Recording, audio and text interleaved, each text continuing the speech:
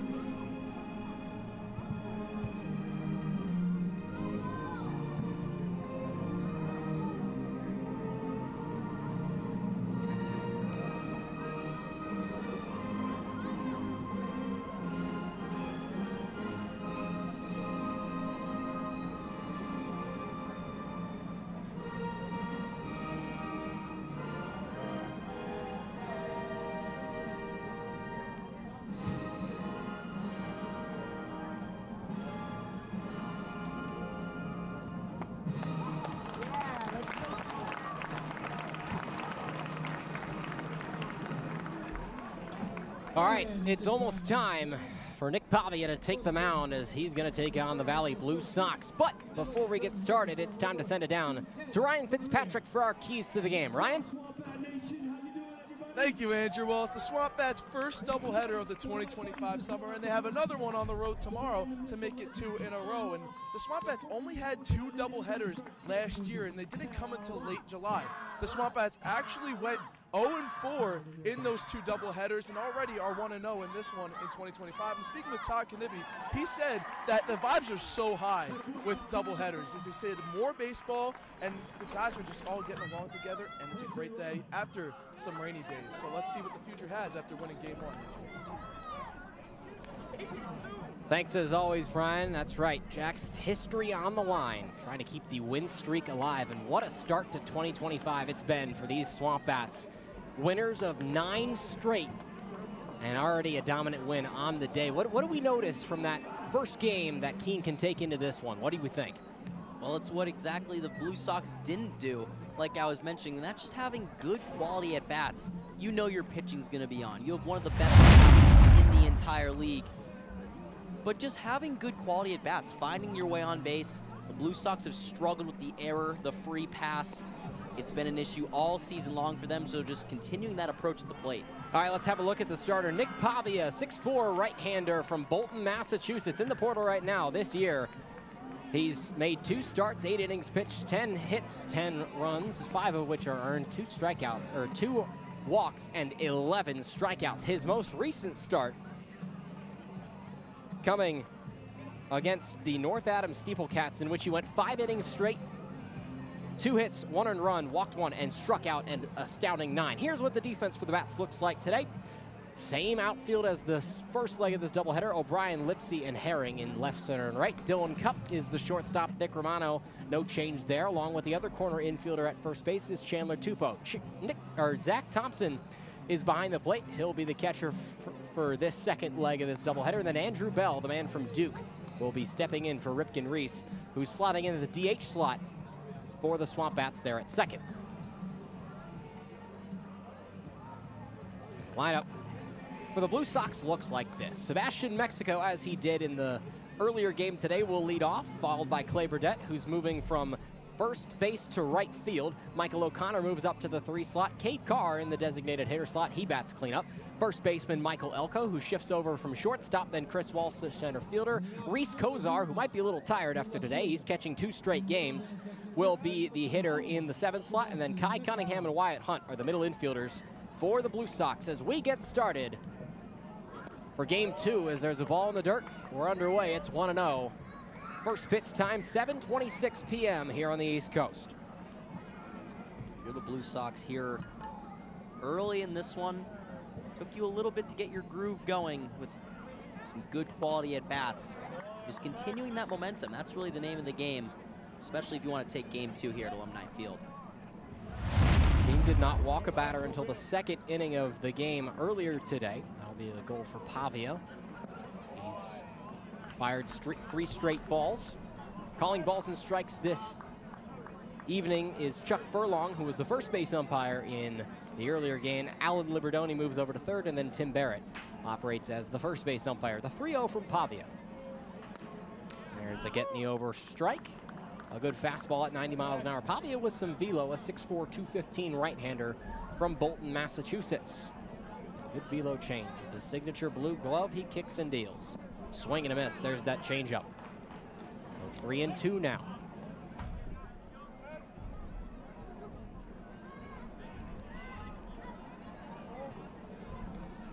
Pavia ready from the stretch, and he delivers. Low for ball 4. So a leadoff walk drawn by Sebastian Mexico, and he is the first base runner of Game 2 here in this doubleheader. Exactly how you draw it up for Mexico and the Blue Sox. We mentioned not a whole lot of productive ABs in Game 1. A very promising start. Left fielder out of Louisiana Tech. With that win earlier today, the SwampBats moved to 9-1. They have a 3.5 game lead on their division rival, the Upper Valley Nighthawks. There's Pavia's first pitch from the stretch. It's a strike. And Valley falls to 5-5. They're a game and a half behind the Bristol Blues, who lead the South Division of the New England League. Clay Burdett, who homered in the game earlier today in the 6th. There's a pop-up towards the left side, and O'Brien ranges over and makes the play. Out number 1. Tell Burdett was trying to elevate that breaking ball again. 2 straight games of the home run coming into this one. Just got under a little bit that time. He's now stretched his hit streak to 5 games as well, so he's been a pretty hot hitter thus far. This is going to bring up Mike O'Connor, who was the 5-slot guy in the first game of this doubleheader. He slots up to the 3-slot. Pickoff attempt, and diving back in safely is Mexico. O'Connor's jumped around this order all season long. He has not missed a game. This is where he was for the majority of last season with the Blue Sox, so we'll see if he can bring some of that momentum here into year number 2. Eastern Illinois flew out to right field 3 times in all 3 of his plate appearances earlier today. There's a strike. And Zach Thompson is the catcher behind the plate, like I mentioned earlier, for the SwampBats. TJ Schuyler caught the first game. He'll get some rest. And maybe Reese Kozar a little jealous of that, as there's a high and in fastball that avoids O'Connor. Ball and a strike early in this one. Really just a picture-perfect evening here in Keene, New Hampshire, of which we've had so many. There's the 1-1. Outside. Pavia just trying to work towards the zone, find it early in this one.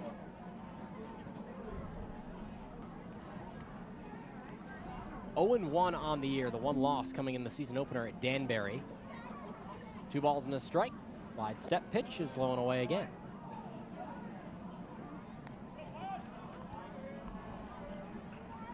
So another 3-ball count. Much like we saw with Sebastian Mexico, who leads off of first. Pavia with work to do. The 3-1 high for ball 4. So 2 first-inning walks with only 1 away. And Pavia will have to work hard to get out of this one. Seems like the Blue Sox are being a lot more patient this time around. We saw in game 1 a lot of early swings, especially with, you know, a couple of balls in the count, but as of right now, being a lot more patient at the dish. First pitch to Cade Carr, the designated hitter. That's a strike. In that 4 slot again, he was 0 for 3 in the game earlier. Grounded out to shortstop, flew out to left field, and then struck out looking. Foul back and out of play. 0-2 now. So the first truly pitcher's count in this game for Nick Pavia out there on the bump. Pavia making his 3rd start of 2025. Got the ball in that season opener at Danbury. The 0-2 with 2 on. Foul tip. Good job by Carr to stay alive. That's one of the best parts of his approach at the plate. You rarely see him go down looking. He's always fighting up there, especially with 2 strikes. Really compact swing from the right side. 5'10", 180 right-hander. 0-2 count. Slices one high into the evening sky. And Andrew Bell makes the play in shallow right field for out number 2. Everybody stays put.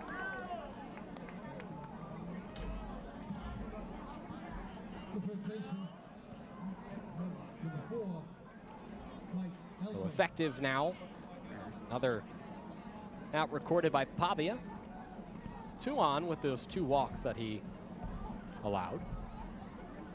This brings up the first baseman, Michael Elka, who was playing shortstop in the last game. Lefty batter takes high and away, ball 1. You have to think it's due to some of those errors he had at the shortstop position last game. Did struggle early in the game. Saw one get away from the first baseman, Burdett, that went into the crowd. Would score the first runs of game 1 for the SwampBats. Elko played in the Big Ten in 2023 at Northwestern, then went to Richmond to play for the Spiders in 2024. He's been there since. 11 for 33 on the year. He fouls one off to the left side. Actually caught the leg of head coach Andy Morales Ouch. there. We saw a couple of close calls for injuries in game one. These baseballs have really just been hunting anybody without much regard for human life, as Kevin Harlan once said. There's a kid who got drilled by a foul ball. He seemed to be all right, which is good. And now the Blue Sox head coach. That one just misses, ball 2. So the deuce is wild on the scoreboard. First inning of this game. First game wrapped up in 2 hours and 9 minutes, so pretty average for a 7-inning game. And the 2-2. Foul tip, we'll do it again.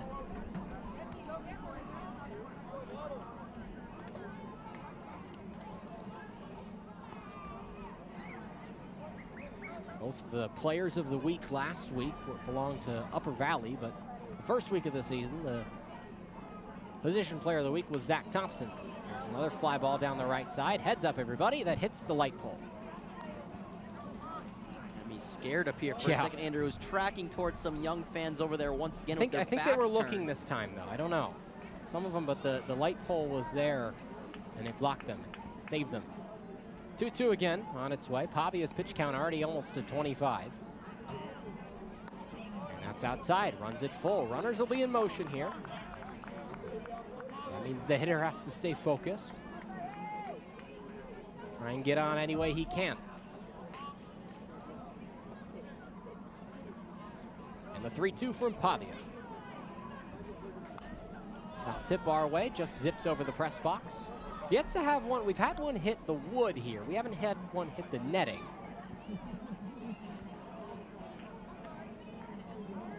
Guess the netting has to be there for a reason, as much as you and I would like an open view. We don't want the same fate as some of these fans. No, we do not. No, that would be bad. Reynolds will be in motion. Here we go, 3-2. Called. No, he didn't. Thought he was winding up to call him out. He made a motion wow. to. Yeah, he stepped back. Yeah. So it wasn't just me. All right, well, that's a full count walk, and now the bases are loaded. That brings up Kozar. And Stephen Bangs is going to come out and talk to his pitcher, Nick Pavia. Although Pavia having some command issues on the mound, you gotta love this change of approach in at-bats for the Blue Sox so far. Didn't score any runs till the 6th inning in game 1. But a really big chance and threatening here. So interestingly enough, they're going to have this discussion, but based on the information we have, Chris Walsh is supposed to be at the plate right now. It was listed on the roster that it went Kozar, Walsh, and then Kai Cunningham. But nonetheless, our scorecard says Walsh, Kozar, Cunningham. No? Yeah. Oh, another one of the quirks of summer What? baseball. We have Reese Kozar at the dish, nonetheless. Chris Walsh is supposed to be at the plate right now. What is this? I've never seen this. Our stat website says that Walsh is supposed to be up, and Kozar is at the plate. Seems like no one is questioning I've never it but seen us. this. Seems like everyone's just going with it. What is this? Unless Walsh is on deck. Maybe is that allowed? Can they do that? Anyway, there's a strike to Kozar. Doesn't seem like it's mattering so I guess far for not. Pavia. Huh. All the information that we have right now says that Chris Walsh should be at the plate right now. But he's not. And nevertheless, the 0-2 from Pavia is hitting the infield, rushing in on it as Bell, and he makes the move and play. As the Blue Sox strand 3, still scoreless through a half inning. SwampBats, O'Brien, Cup, and Herring up to the plate when we come back. One more disappointment added to the ones you left behind. There he goes, on a second, got him. One is gone from it. 2-run shot for the Weasel. This young man has the payoff is crushed. Both teams, love schemes, touch land.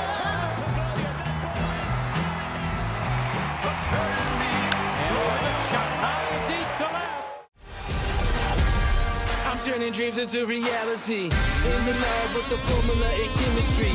The memories spark to motivate and make the industry shake. We put the bars in the breaks. I'm talking one chance at best, yes. Painting pictures for the culture, keep the brushes fresh. Flip the cover, work the drummer, passion never rests. Freedom is a teacher under pressure, now we blessed. Yeah, it's one art, one shot, now the future is yours. Let's go. Okay, nice crowd here on a Wednesday night. And after a little bit of confusion from our end, as of what we know, the Blue Sox batted out of order right there in the top of the first, unless our lineup card and the lineup card that's online here is wrong. Nonetheless, a successful job from Pavia to get out of the jam, and now the SwampBats will go to work at the plate for the first time in this game. Yeah, certainly had me confused here in the press box. I thought at first I had just written my scorecard wrong. Exactly, that is same here. I checked every source I had. It says that Elko, then Walsh, then Kozar. But Elko walked, and Kozar stepped up to the plate. Hey, nonetheless, it was... Are we really the only people who know this? Could be. That's fascinating. You know, baseball has I guess they say ignorance is bliss, right? It is what That's what they say. Anyway, we'll see the defensive lineup, which is what it is. Mexico, Walsh, and Burdette are the outfielders. Then Michael O'Connor is playing third. Kai Cunningham steps in at shortstop for his first action today. And it's Wyatt Hunt at second. Michael Elko moves over to first. Batuyos is the pitcher, and Reese Kozar is the catcher. And Jack, Batuyos, what do we know about him? Well, he's a guy that had a lot of success at St. John's this spring. Solid ERA, 27 strikeouts to 14 walks. That was not the case in his last appearance against Newport. Only 2/3 of an inning, 4 runs given up, and 3 walks. So the big thing for Batuyos tonight is let his defense help him. You know, you're not going to get a strikeout every time. You don't have a ton of velocity. Just letting your defense help you and making some good pitches. Chris Batuyos garners a first pitch pop up, and ranging over to make the play is Mike O'Connor for out number 1. Well, a good sign of relief, at least for O'Connor. We saw one earlier on in game 1 where him and Michael Elko almost collided. Ended up just being a foul ball. Pretty harmless, but good play there by the third baseman. Here's the lineup for the SwampBats. O'Brien, Cup, Herring, and Romano. That's the same as what we saw in the first game. And then Chandler Tupou takes Marshall Lipsey's spot. They'll flip-flop. Tupou in the 5 slot, Lipsey in the 6 slot. Then Zach Thompson, Ripken Reese, and Andrew Bell will round out the 7, 8, 9 slots for the Bats. And Ripken Reese, what a game he had in the first of these 2 games for this doubleheader. 2 home runs, his first 2 as a Bat in 2025. The 1-0 from Batuyos is just inside. You tell Kozar didn't agree with that call. He held it there for an extra second. He tried to stick it. 2-0. Cup trying to draw a 1-out walk. And the pitch from Batuyos almost runs inside and hits him again. He has to duck out of the way. Maybe backing him off the plate a little bit. 3-0. We saw Batuyos this spring go anywhere between 3 innings and 5 innings. Great stats at St. John's, as there is ball 4. So a 4-pitch walk drawn by Dylan Cup. That brings up the switch hitter, Jack Herring. We saw it was an issue for Pavia in the top half of this inning. Walks, yep. It's been an issue for the Blue Sox all year long. Was at the top of the league at one point in walks by their pitchers. Certainly trying to right that wrong here, but your Batuyos, definitely not how you want to start. Valley second in the league as a pitching staff with walks. Second most, I should say, with 64. Keene coming into today has walked 41 batters. The first pitch to Herring is high. I still cannot believe what we saw in that first inning. I've never seen that in my life. I think it was more... I've seen it in rec ball in Carmel Dads Club baseball, where nothing is really at stake. I've never seen it at this level, though. Interesting. I think the most interesting part was that only me and you. Right. And then others in the press box, I think there was some talking about, but everybody on the field had no idea. Maybe, I mean, did they change the lineup? I have no idea. Maybe we're the ones in the wrong and the players have it right. That could be the case, but we were just going off the information that we knew. And yet here we are. Good job by Pavia to get that pop-up and get out of that inning. As Herring takes ball 2. Still 3 switch hitters in this Keene lineup. Herring is the first of the 3, then Romano there in the 4th slot. Then Ripken Reese all the way down hitting 8th is another switch hitter. Lefty heavy lineup against this right-handed starter. Here's the 2-1. The stretch. Cup fakes a jump and will get caught up in no man's land and have to go back as Kozar let it go by him. Reaction not quick enough. Really good stop by Kozar behind the dish. We're mentioning it earlier how he started in game 1. So 14 innings it looks like he's going to be playing a catcher today. It's actually my nightmare. I don't know how you do it. A humid day here at Keene too. You know he's hot out there. Oh yeah. Not Here it's not the most ventilated, that's for sure. 3-1 on its way. Foul back again our way, but it goes over the box. I think somebody made a great catch over there. Wow. Not sure who, but it was pretty cool. That guy, hey, nice snag. That gentleman in the blue shirt, he's happy about it. Very packed Alumni. Oh, field yeah. tonight. Full count, 1 away. Bottom of the 1st. There goes Cup. And the pitch is outside for ball 4, so 2 consecutive walks. It's the 5th total in this game, and we're not even through the 1st inning. I mentioned it, the last time that Kozar caught was against Vineyard. So he's playing, what is this, 14, then 9. 23, if my math is correct. Yeah, 23 in, what is that, 4 days? It's a lot of catching, I'll tell you that Yeah, much. that's a lot. Not kind on the legs.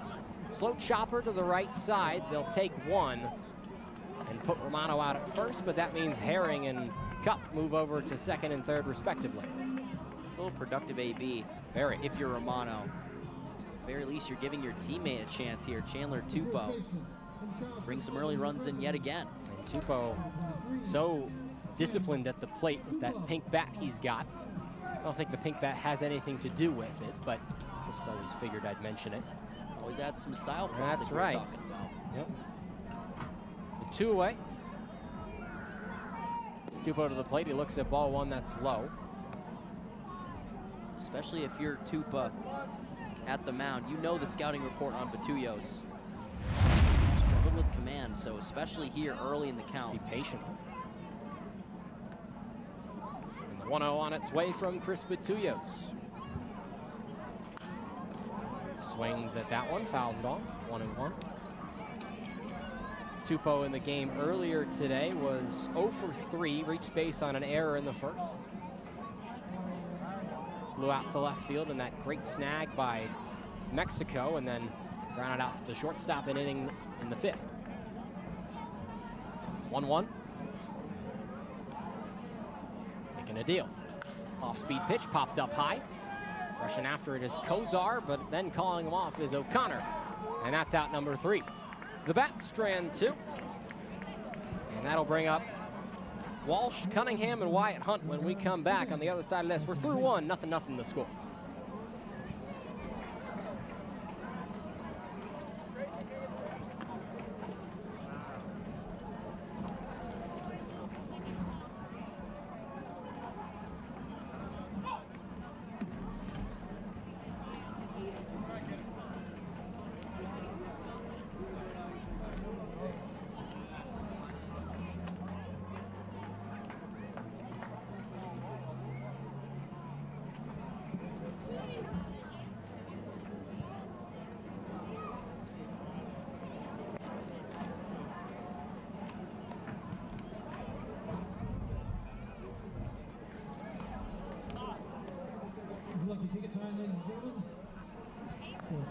folding capsule from Treasury Store.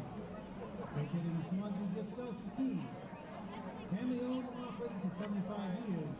Selling quality furniture for every room of your home. Lucky ticket number.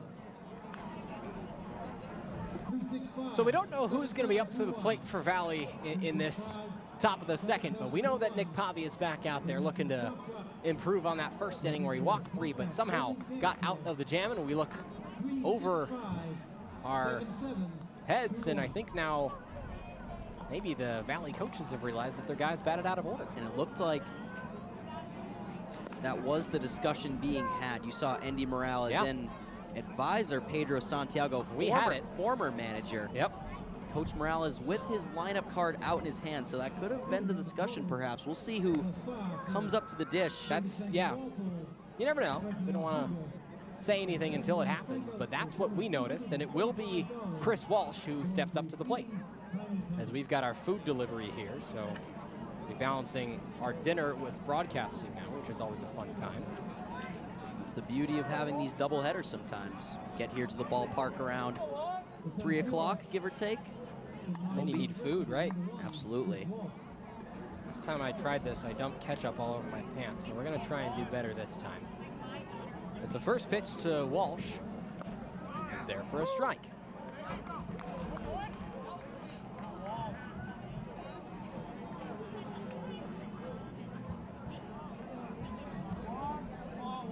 Walsh, a guy that's had a lot of hard hit balls recently. Gonna keep that going here, but already down 0-2.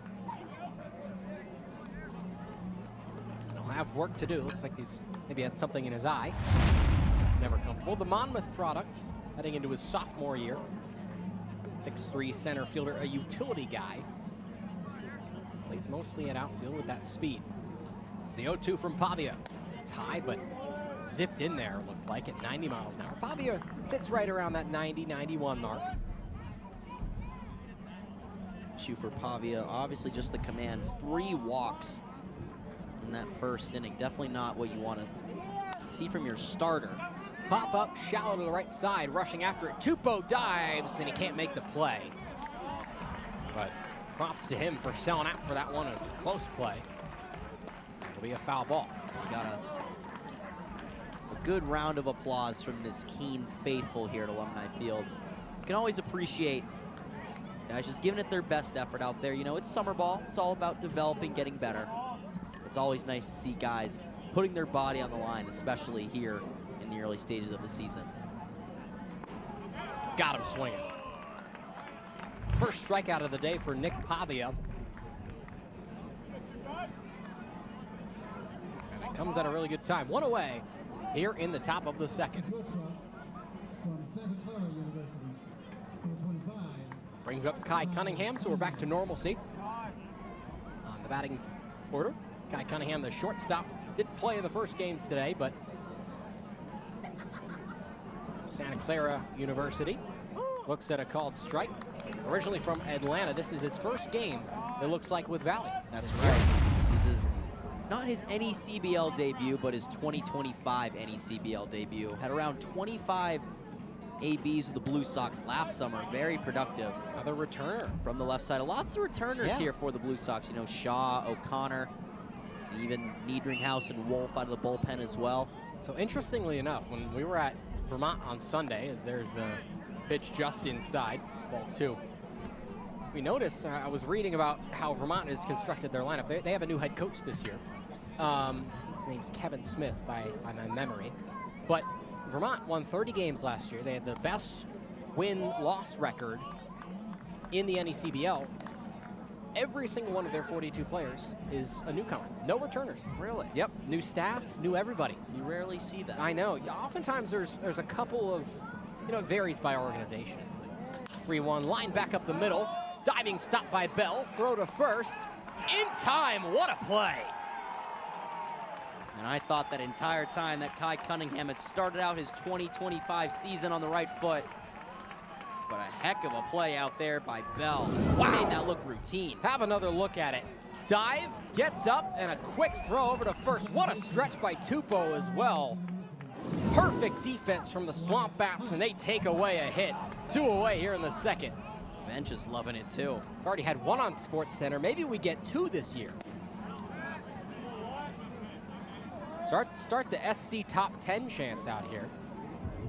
Blue Sox right in that mix as well. Yeah, Sebastian, I Mexico. think you and I had it's the same episode. I think it was. I think it was number 6. You guys had the better play. We had number 2, so not to brag, but we'll take what we can it's get. not us. It was Marshall Lipsy making an incredible catch at right.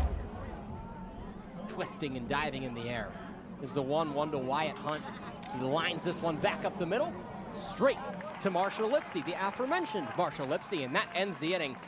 As the Sox go 1-2-3, good job from Pavia to bounce back after a little bit of a rough first inning. We're still scoreless. Bottom of the second coming up. It's Lipsy, Thompson, and Reese on their way up to the plate for the Keene SwampBats.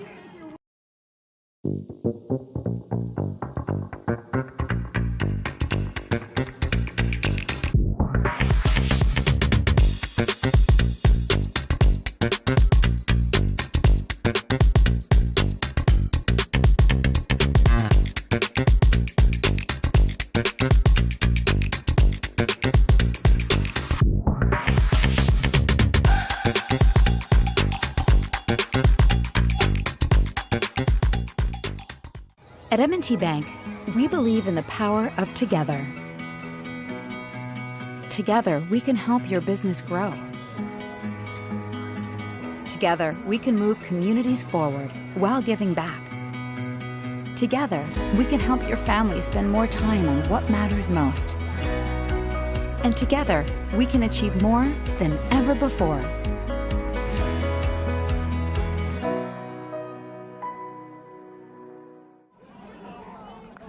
Bunch of happy fans here at Alumni Field. That's what we see most every night here in Keene, New Hampshire. Nothing game, no hits on the board for either of these teams, but a plethora of base runners as there's the Valley Blue Sox bullpen having some fun in the grass. They're all relaxing over there.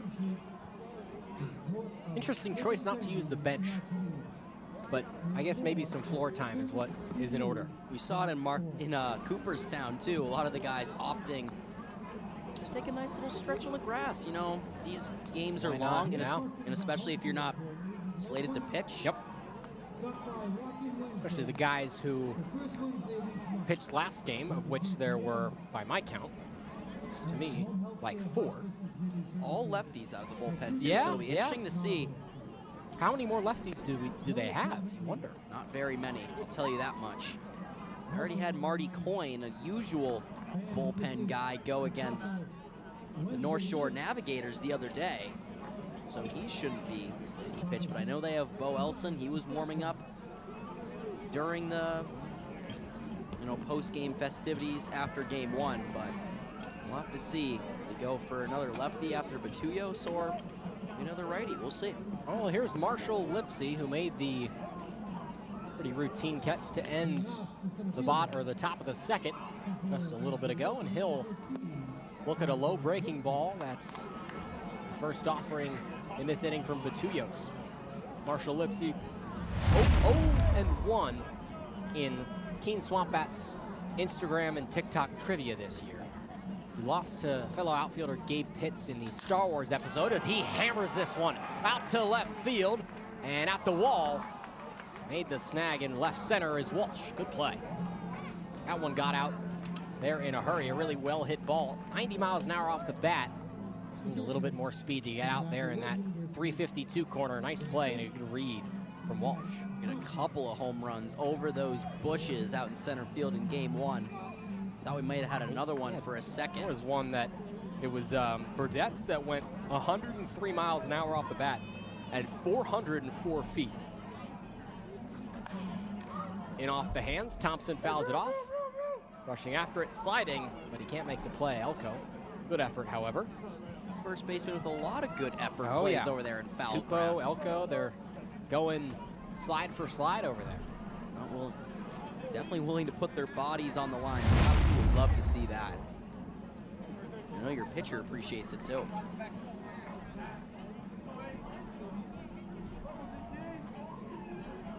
The catcher, Zach Thompson, who recently committed to Gardner Webb.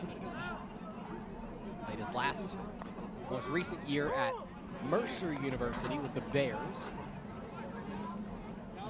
in Georgia. 0-2 to the SwampBats catcher.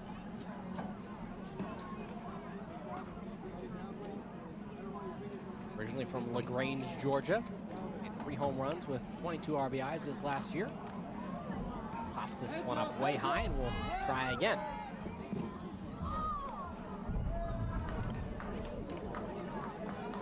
Some really cool design I'm seeing on those wrist guards. The SwampBats have yeah. a lot of flair in their accessories You know tonight. it. I'm not sure. I want to say they're like, it's either like, I think it's flames or it's like nacho cheese. I don't really know.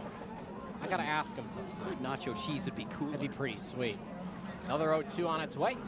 Swing and a miss. Got him on the breaking ball. And now 2 away in the second. That's the name of the game for Petullos. He started him off with 2 fastballs. Get Thompson to 0-2. That opens the door for that breaking stuff. He has a lot of good rotation on it. So if he can keep pounding the zone early, he'll be set up to go deeper into this game like we've been mentioning, 4 or 5 innings perhaps. Well, now he has to deal with Ripken Reese, who hit his 2 home runs from the left side of the plate in today's earlier game. Now he's hit his 2 home runs from the right side. Now he's hitting from the left side against the righty pitcher Petullos. So we'll see what he can do as he takes ball 1 inside. And always a great group of fans out here at Alumni Field. It's the ballpark come alive. 1-0. High, sails over the catcher's glove. Even the Blue Sox fans making a trip out here to Keene. Not too far. How long was the drive? 2 hours? It was about an hour and a half. Hour and a half, not bad at all. Keene's pretty lucky in the fact that they're pretty central amongst all the teams. I know that Vermont sometimes has to do hotel stays when they go down south, so like Ocean State or Mystic or Newport, Danbury. 2-0 breaking ball gets Reese swinging early. Strike 1.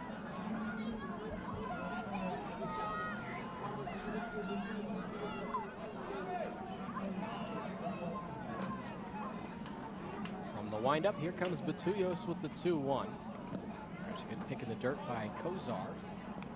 I wonder if later in this game, if the wear and tear on Kozar, who, like we mentioned a little bit earlier, will now have caught 3 consecutive games for his team. I wonder if it'll make a difference in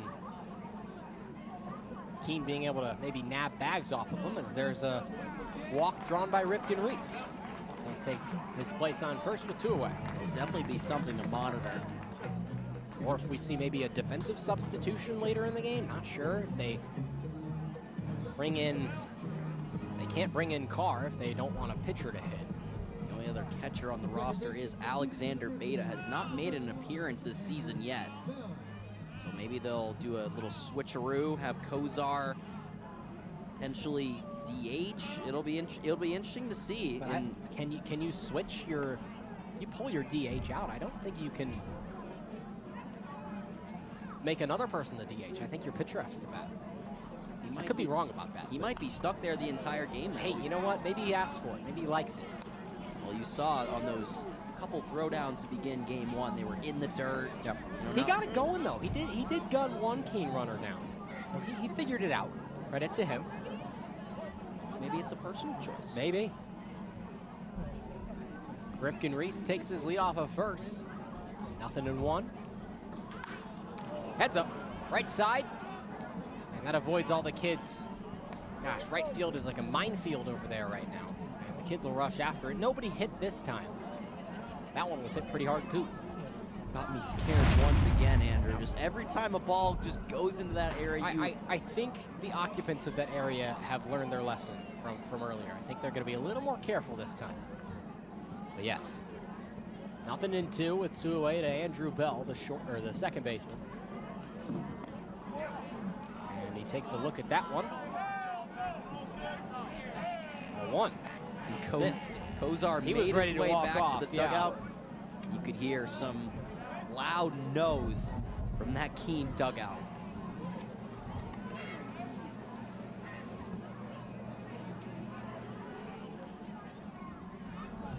try it again at 1-2. Bell back in the box.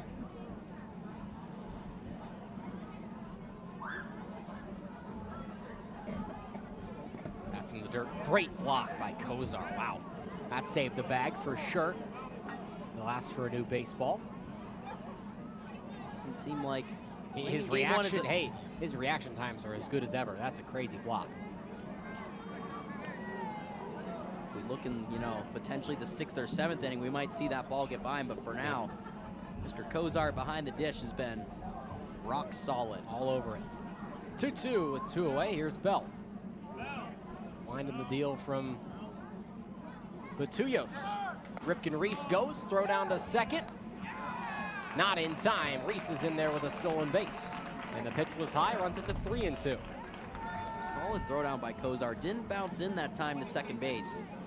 Just took the second baseman Hunt a little off the path that was needed to get the runner Ripken Reese. So 3-2 away. Doesn't mean Ripken Reese will move on this one as well. Takes his lead. Full count, payoff pitch. On its way. Swinging a chopper to the shortstop side. Picked up by Cunningham, throw to first in time.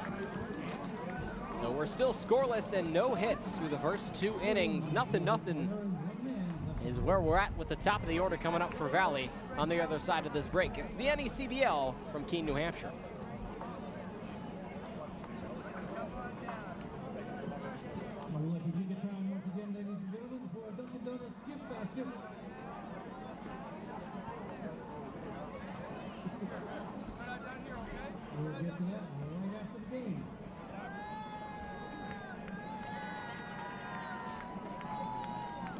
Okay, how's everybody feeling tonight? Locked in here. We have 5 professional hula hoopers here. We have a couple from Team Tornado, our baseball buddies. You know what to do. When I say go, whoever can hula hoop the longest is the winner. You guys ready? 3, 2, 1, go! Out the gates, we have a couple out. We have our winner. How about that?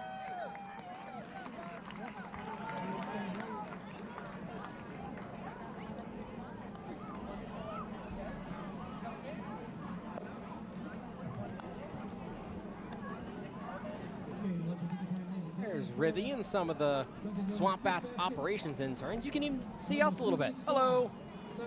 Say hello to everybody who's here. Lots of people at Alumni Field. We want to remind you that whether you're an island resident or planning a summer getaway, the fastest way to get to the Cape and Islands is by taking the New England League's preferred partner, the Steamship Authority Ferry. Visit steamshipauthority.com for more information.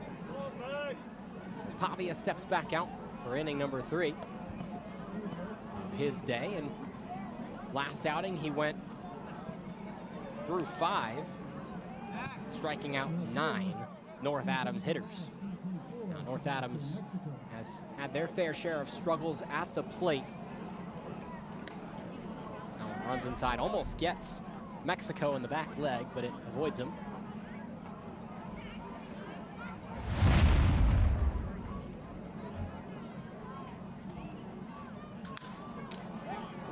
Hit off the end of the bat.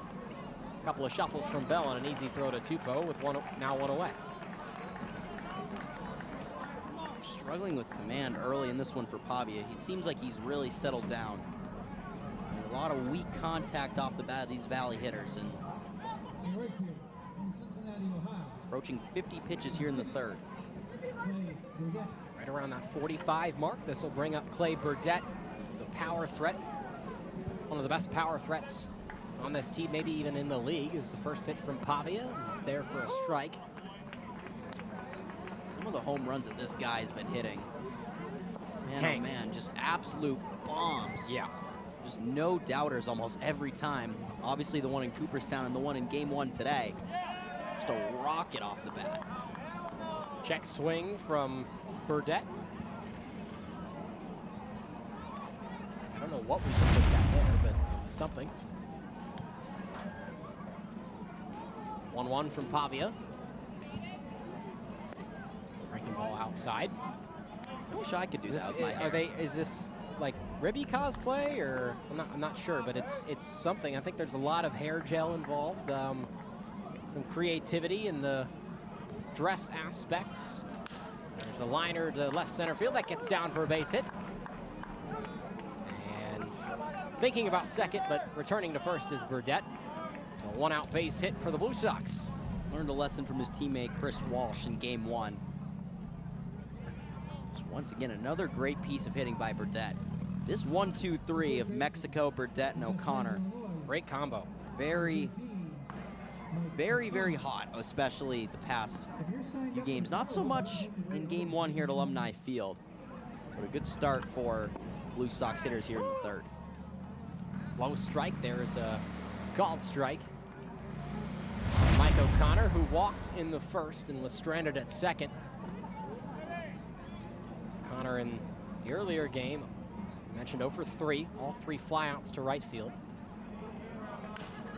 Breaking ball, hit to right center, and how about a 4th flyout to right field as Harry makes the play for out number 2. You spoke it into existence, I think I did.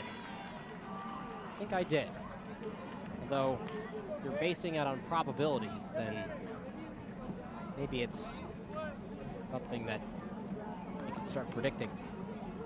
Now it's happened 4 times. Little odd. Usually a guy that has a lot of power going pull side, too. Kickoff attempt, a little high, but Tupo nabs it. Like you mentioned, 50 pitches now for Nick Pavia. Nobody moving just yet in the SwampBats bullpen. Foul tip, heads up. Avoids the dugout. 1. There's some movement in that Blue Sox bullpen. Looks like another lefty. Ethan Slowick. One of the lone galore. remaining lefties in that Blue Sox bullpen. Wonder how many you got left. Christopher Torres, there's a called strike. Throw down to second, gets away. And that means Burdett will now take third. Throwing error from Zach Thompson. And a lot of cheers of approval from his dugout on that dirt ball read. Got a good jump, and now 90 feet away from scoring the first run with 2 away is Clay Burdett. It's Mike O'Connor. An 0-2 count.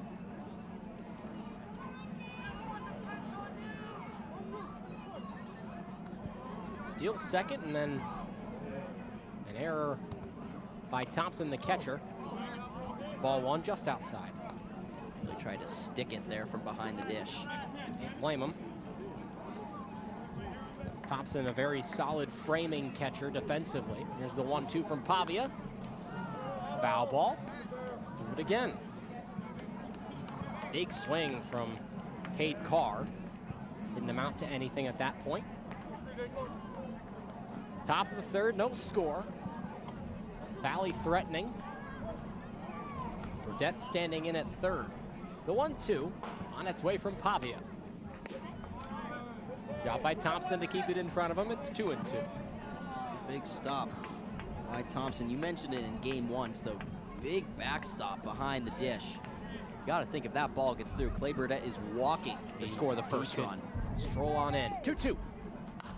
Pop up way high and out of play, maybe. Thompson will take a look at it and let it go. It's another thing with the big backstop. Some of those balls that might get out of play at other places might be playable here. And you remember that when it's a pop-up behind the catcher, there's so much spin on it. Looks like it's going out, then it can come back in. Another 2-2. Pavia deals. Swinging a drive center field. Lipsy steps in and makes the grab for the third out. Another stranded runner for the Blue Sox as we head to the home half of the third. 0-0. As the top of the order due up for the SwampBats when we come back.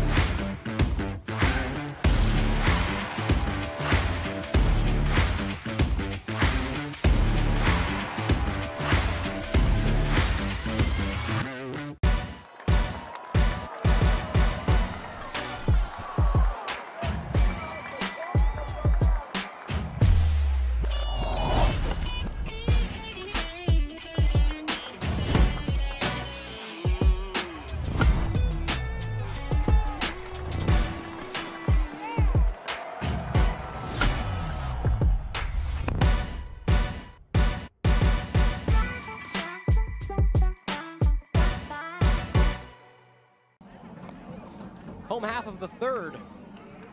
John Malone warming up for the SwampBats in the bullpen. And back out on the field is Chris Petuyos for his third inning of action. Andrew Hillsman here with Jack DiNapoli, broadcaster for the Valley Blue Sox. And Jack, it's been fun today. There's some motion in both bullpens. We've gotten to see plenty of stuff that you can never predict when you head to the ballpark. You can say that, Andrew. You know, guys batting out of order. That nobody knows about. Tons of different things going on here These today. things, they happen. So far, 2 great games of baseball.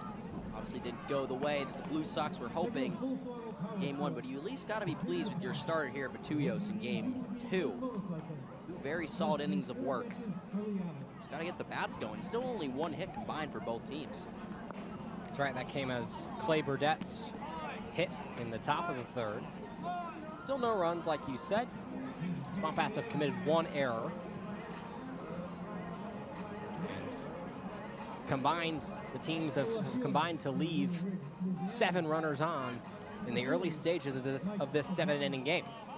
So this will be the leadoff hitter, Michael O'Brien, with his torpedo bat. Looks like he's still using it. Yes, it is. I think. It looks like a torpedo to me. Nevertheless, they'll take a first pitch strike on the inside half the plate. Good breaking ball. 1-1. It's really been Petuyos' pitch so far this evening. Pulled the string a lot with that changeup. This time, saw the slider going in the hands of O'Brien. When your fastball isn't working, that's always a solid option, especially early in the count. You can work in that fastball later on. Clouds have started to roll in. Doesn't seem like there'll be a threat of rain, though, we hope. 0-1 to Petuyos, or from Petuyos. Big hack from O'Brien, and he will reset 0-2. O'Brien in the first game today had a single and was caught stealing in the 4th. Aside from that, make him 1 for 4. 0-2.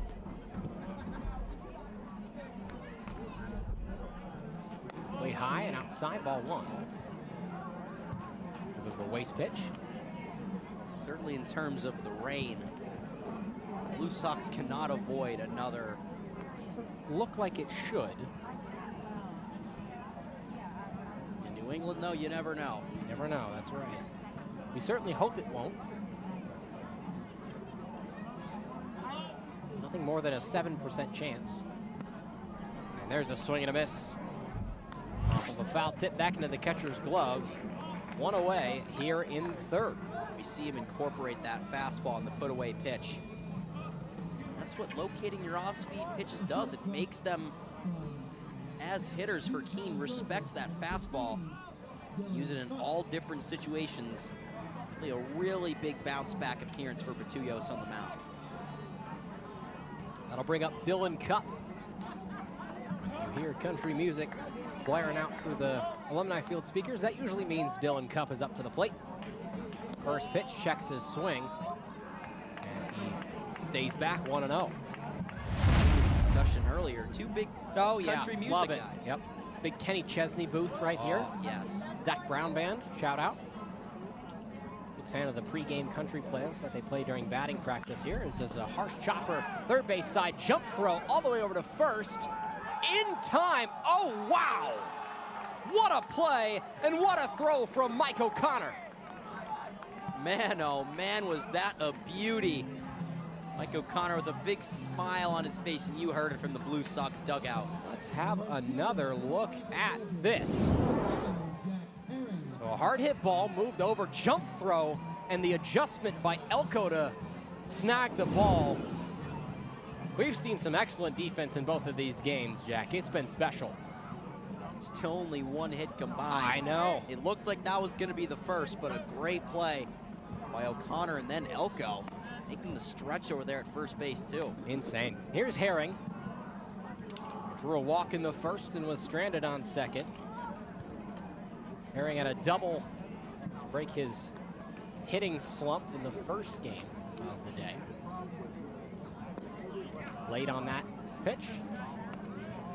Swings through it. from East Carolina, plays for the Pirates. 3 for 24 in his 7 games this year. Set. Strike 2. Changeup has been on point for Patullo so far, Really locating solid. it really well. Averaging 125 at the plate. 2 RBIs, though, for Jack Herring. With the guy with that much power, you think a homer's coming soon. 1-2, just off. Ball 2. It's a good spot, though. Lit for a long time again, Kozar behind the dish. It's 2 outside fastballs now. We've seen one plate umpire say, yeah, just a bit outside. It's a really good pitch from Batullos, though. 2-2 with 2 away. Batullos winds and deals. Pop up to the left side and out of play.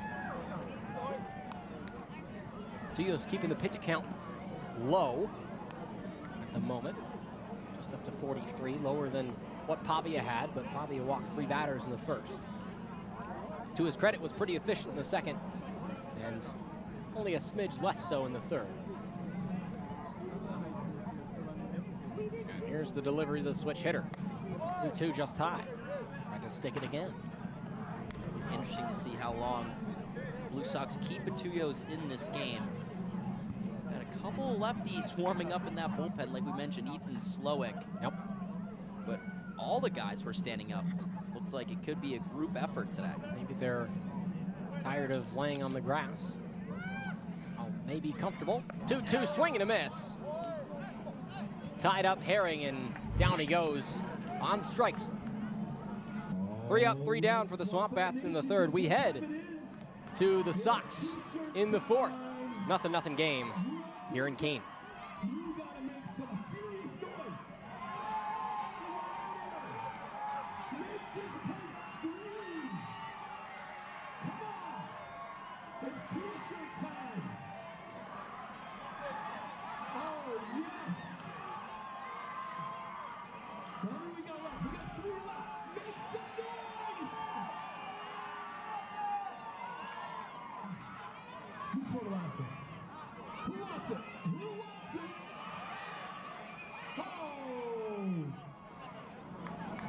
Thanks, everybody.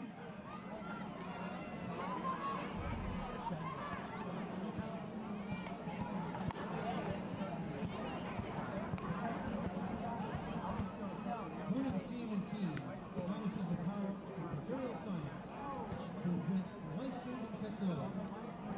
Through this dedication, along with our team's expertise in science and manufacturing, it has enabled us to tackle some of the world's toughest obstacles. Back here at Alumni Field, Keene SwampBats taking on the Valley Blue Sox, still scoreless through 3. Zephyr is the official on-field cap of the NECBL, also known as the Z-Hats. Zephyr is the authentic college hat with over 800 colleges and channels that same energy and creativity into building custom hats of all types for pro sports teams, clothing brands, and companies everywhere. Make sure to pick up your Keene SwampBats or Valley Blue Sox official on-field cap today. We'll have a new look at we'll have our look at the new pitcher for the Bats. It's John Malone, who was 25 with the Stanford Bulldogs, had an electric year. 9 appearances, a 2.19 ERA in 12 innings pitched, or 12 1/3 innings pitched. Walked 15, struck out 14, but only allowed 4 total runs, 3 of which were earned, and he's been a solid piece. Fun fact about him, he actually played left field for the first couple of games for the Bats this year, hit the first home run at Alumni Field in 2025. He was a tank as well. Always love guys that can do it all. They say it makes you more marketable out there on the baseball field. Certainly the case for Malone. He'll have to deal with Elko, Kozar, and Walsh here for the Blue Sox. We're getting to that part of the order yet again, where we had some confusion earlier on. We saw a conversation between Blue Sox manager Andy Morales and former manager Pedro Santiago. So we'll see if the correction is made or it'll just stay as it is. Figured they'll have to. If the umpires notice it, yours and my assumption is that it's an automatic out every time it happens, would be my guess. We'll have to see what happens up next. Now here's Michael Elko out of Richmond. He's sometimes you can never have a normal game, a truly normal game in the NECBL. Something always has to be different, and I think it's great. That's why we all appreciate you watching here from Alumni Field in Keene, New Hampshire. Jack DiNapoli joined alongside Andrew Hillsman as that one's in there for strike one on Michael Elko. Just how good is a defensive catcher is Zach Thompson. He worked the glove through the ball and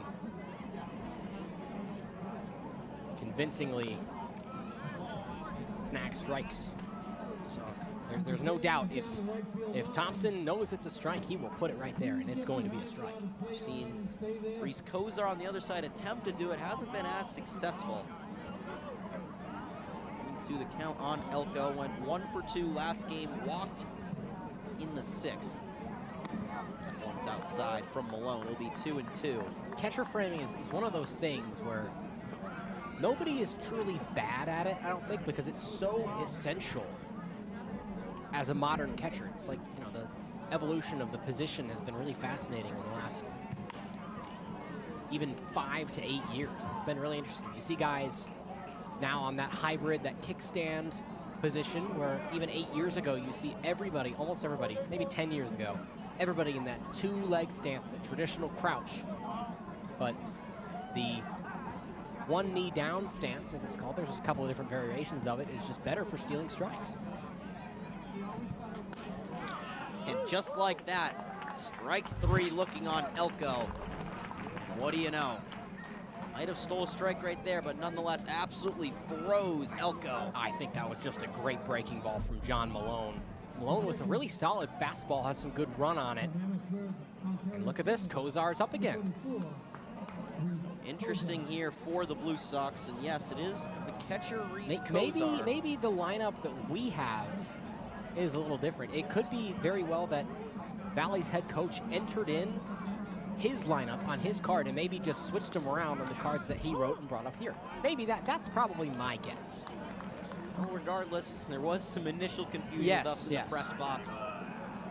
Product that was out there on the field, but nonetheless, it does look like it'll be Kozar and then Chris Walsh to follow. It didn't really make much of a difference the last time these two came up to the plate. That one is sent to the right side, and what a grab! Andrew Bell, how do you do? Another great play from Bell. Holy cow, the second baseman from Duke. Making some truly devilish plays out there. Sorry for the word pun, but I had to make it. These are two unbelievable plays. This diving stop just gets it before it hits the dirt. He's like, hey, I got it. Great play from Andrew Bell. He's saying it doesn't matter if it's Chris Walsh or Reese Kozar. He'll get the out. He'll get them both, that's right. So now here is Chris Walsh. Struck out swinging his first time up. One misses low on the breaking ball from Malone.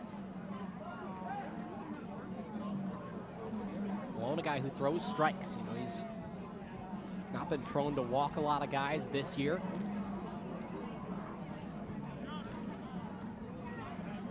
Powerful, erratic motion. That one is sent to the pitcher by Walsh. He falls to the ground, but it doesn't matter. Man, oh man, these guys are flashing the leather out there at Alumni Field, and the fans are loving it. We head to the bottom of the 4th, still tied 0-0 from Alumni Field.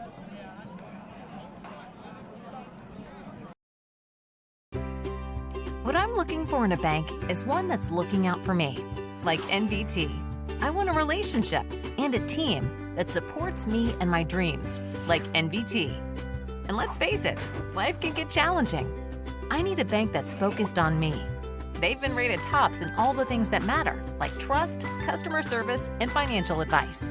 So when I need a bank I can trust, it's always NBT and me. Rondé Barber here. Being in the NFL for 16 years, I've dealt with my fair share of bumps and bruises. But typical ice packs never stayed cold long enough, were messy and inconvenient. HurtSkirt offers the same long-lasting treatment as ice does, but without the hassle. HurtSkirt uses no antifreeze chemicals, ensuring that panels freeze solid and stay colder for longer. Drop the ice, skirt the hurt. Use code BARBER20 for 20% off and free shipping at HurtSkirt.com. arm on the mound for the Valley Blue Sox. It's another left-hander, Ethan Slowick, junior from St. Joseph's University in Connecticut. Gonna keep this game knotted at 0. It's been a tale of 2 appearances for Slowick this year. He's made 2 against Newport, which is a very solid team. Valley got that win 1-0. Keene also beat Newport in a 1-0 defensive thriller here at Alumni Field earlier in the season. Pitched 1 inning against Newport, walked 1, struck out 3. Then Ocean State, he struggled a little bit more. Only 2/3 innings pitched, 4 runs, 3 of which were earned with 2 hits and 3 walks, only struck out 1. So it's been a little bit of an up and down year for the lefty out of Port Jarvis, New York. Oh my goodness. Hello, Ripken Reese. Goodbye, Ripken Reese. Ripken Reese is... He's having so much fun. He likes messing with us. He's a jokester. But yeah, I got jump scared. I'm not gonna lie. That was very unexpected. We talked about you come to the ballpark, you see something that you don't expect. If that was on your bingo card, I don't know what sort of psychic you are, but good for you. You must be one. Good for you. I mean, it was terrifying. Just another reason to tune into any CBL baseball. We certainly appreciate all of you that are here on your Wednesday. See, Ripken Reese already has 2 home runs today, and he's goofing around in the dugout. I think that's awesome. Only in summer ball. Summer ball in a nutshell. It's special, man.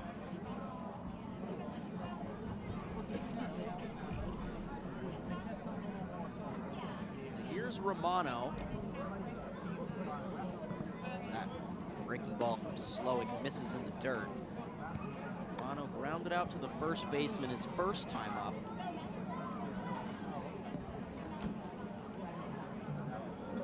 Singled and drove in the first Keene run in the first game a couple hours ago.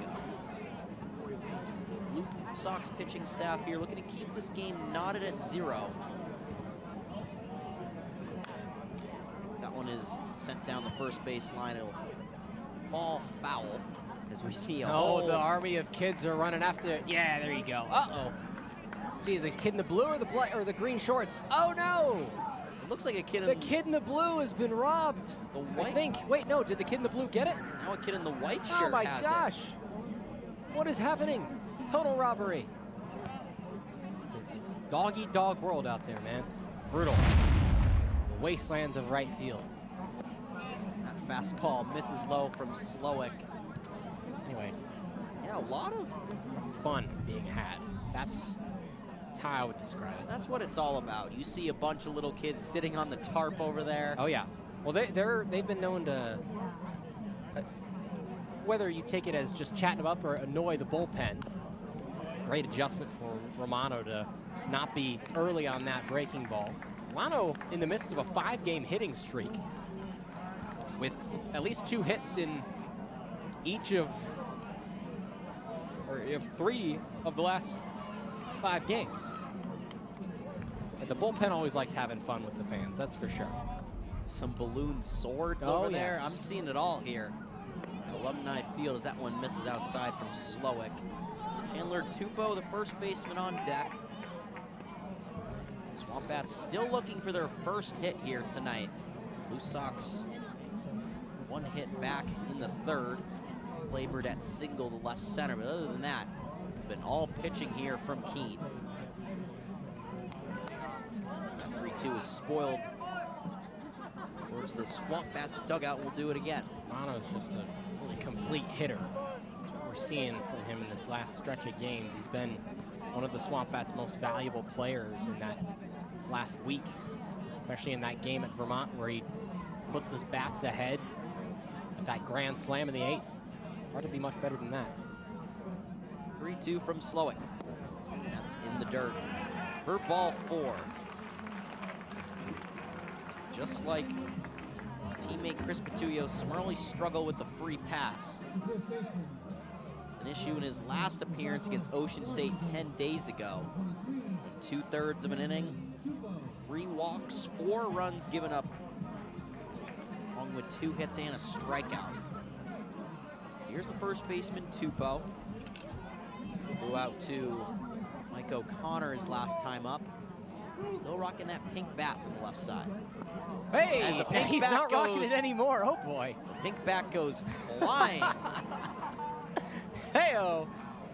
Good assist by Casey O'Brien there. Whoa, what a snag from Lipsy. We're seeing it all What here is tonight this? from Keene, New Hampshire. Hey, Bats good- flying all good over the assi- place. Look at this. This is good, great team play by Zach Thompson. This is why you've got, this is the glue guy, Zach Thompson. Brings out the can of spray tar, lets Tupou get some extra grip on that bat, and he's right back ready to go. Thompson knows what needs to be done in every situation.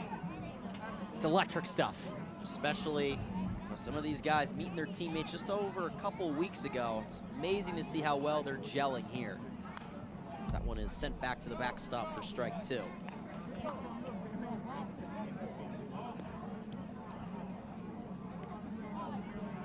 Tell you what, I'm really gelling with these Alumni Field French fries right now. I'll tell you that. He gave the suggestion to me earlier, and Delicious. I will say, not bad at all. That one is slicing in the left center. Coming on is Walsh, not going to be able to get there. So it's another hit for Tupou, the first of the evening for Keene. Just like that, runners on first and second, nobody out. Just so patient. Tupou there at the plate, able to refocus after losing his bat out of his hands, and he hits one the other way into left center, gets down in between the left and center fielders. It's a great play, and everybody moves up the station. That's great team baseball from Tupou. It just feels like a matter of time from him, or for him, before he pops one and that we see his first homer of the NECBL season.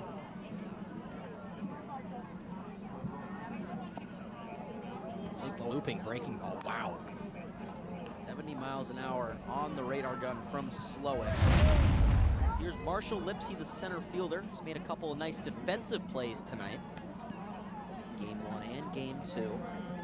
Flew out to center his last time up, looking to drive in the first runs of the evening in game 2 for both sides. Slowick misses low with that breaker. 2-0 the count. Still having some command issues. Needs to start his outing here in Keene. Walks have been a problem really for everybody. Both starting pitchers walked 3 guys in 3 innings, so one of those things that's just what we've seen. Bottom of the 4th, still no score here between the Keene SwampBats and the Valley Blue Sox. That's a big swing and a miss by Lipsy. Lipsy likes that location, down and in. That's a common spot for a lefty to like that spot at, and if he can catch it, it's gonna go a long way, but just swung through that. A little bit extra. This is the guy with a lot of pop. 12 homers, 43 RBIs this spring at FAU. Also hit .318 with the Owls as well, so. Disciplined from the left side as that one is fouled. It'll be 2-2 incoming from Slowick.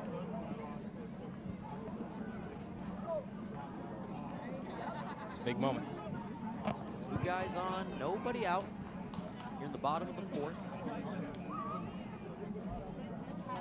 That one is grounded to the right side. Coming on is Hunt. Thought about going to second, but will take the out at first.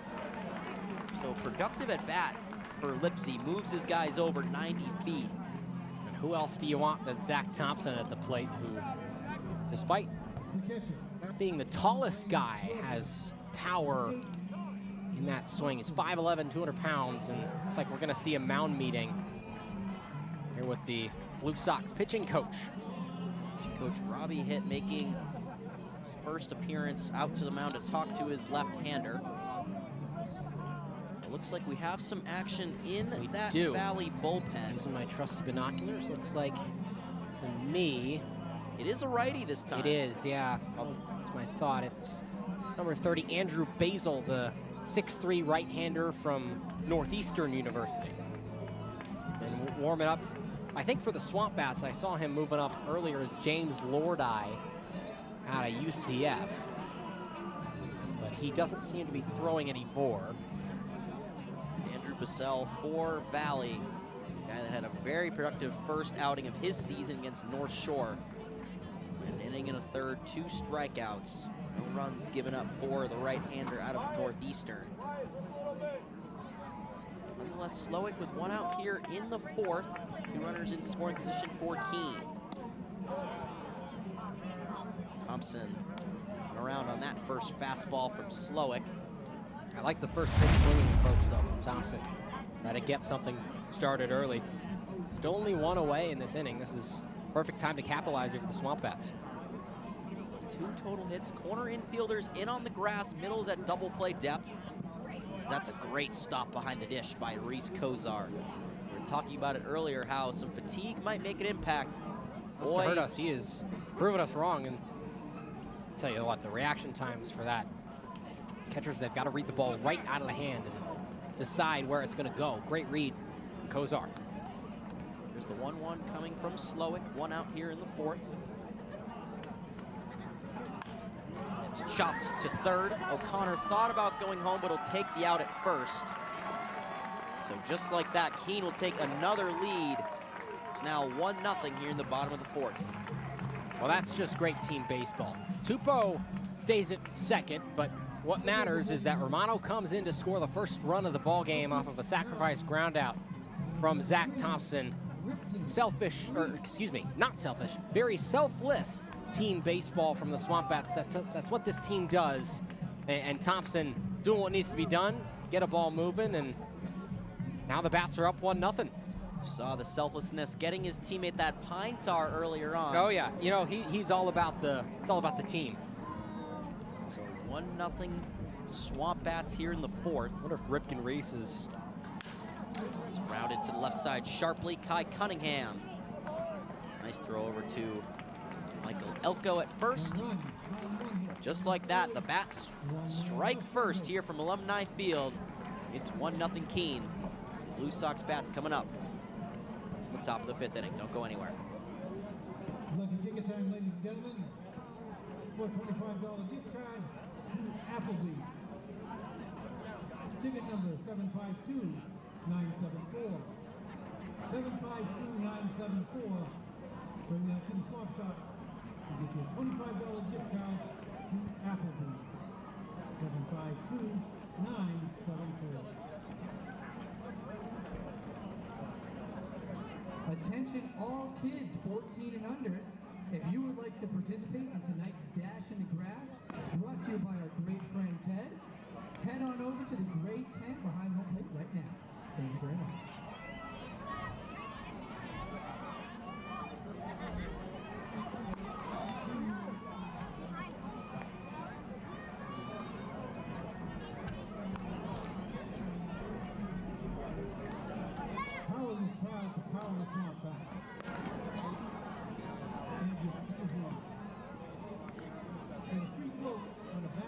Beautiful Wednesday night here at Alumni Field. A lot of Keene SwampBat fans supporting their team here tonight. But quickly, Launchpad Thumb Guard is not just another piece of protective gear, it's a thoughtfully designed tool that optimizes a player's grip and performance at the plate. Engineered with precision, it conforms to each player's hand, delivering a custom-fit feel and unparalleled comfort. Launchpad Thumb Guard reduces bat vibration, improves swing mechanics and bat control, and complements a hitter's natural grip. To learn more, visit LaunchpadThumbGuard.com. Any CBL fans at home, you guys receive 20% off their own purchase by visiting www.LaunchpadThumbGuard.com/NECBL. So look at James Lordi warming up for the SwampBats in their bullpen down the first base side. Lordi last pitched, I believe, against Sanford on the road last week. Got hit around a little bit, but he'll definitely hope for a better outing today. Malone needs him to come in. 91-mile-an-hour fastball by Malone. That time misses low on Kai Cunningham. Very productive last summer with the Valley Blue Sox, hitting over 300. They carry that success here to the NECBL this year. Very good at Santa Clara as well this spring. That breaker's in there for strike one at the belt. Great off-speed pitch. Malone, mostly a two-pitch mix guy, but that fastball at low 90s and then the off-speed pitch at low 80s gets hitters confused on their timing. One fouled off towards the bleachers over there by Cunningham. We saw a Nice play made by a Keene fan a couple innings ago. Gentleman in the blue shirt there had a great snag. 1-2 the count from Malone. The shortstop, Cunningham. That one is sent to right field. Plenty of room for Herring out there in right, so it'll be a quick out number 1. Start the 5th inning here for Valley. I saw a fly out to right field, and I instantly thought it was Mike O'Connor up to the plate. He's had 4 of those That's today, right. so Yep. it would be a good guess. You're certainly right, but nonetheless. It's a nice play from Herring. Cunningham retired for the 2nd time tonight to begin the 5th. Here's the 9-hole hitter, Wyatt Hunt. Rounded softly down the 3rd baseline, foul. Good emphatic call from the home plate umpire, Chuck Furlong. He's done a good job today. These guys have I been. always appreciate the umpires who let these games go on. Without them, we can't really play baseball. These guys have been here just like us. That's since right. Around 4:30 when game 1 of this doubleheader was getting going. Yep. Only 2 hits combined between these 2 teams so far in game 2. That's a big hardy hack from Wyatt Hunt. Just gets a piece. Will be 0-2 incoming. Hunt hasn't played in a couple games. Last appeared against North Shore on Sunday, went 1 for 5, scored a run. He's in trouble here, 0-2 to Malone. As that fastball is dotted on the outside corner for strike 3. Second looking strikeout today for John Malone. He has been humming out there on the bump. Really, really impressive performance from John Malone. Great bullpen arm and versatile righty who can only have a weakness against lefties. He's able to put guys away. It's effective. There's the 3rd straight lefty, Sebastian Mexico. Still waiting for him to make his mark on this doubleheader.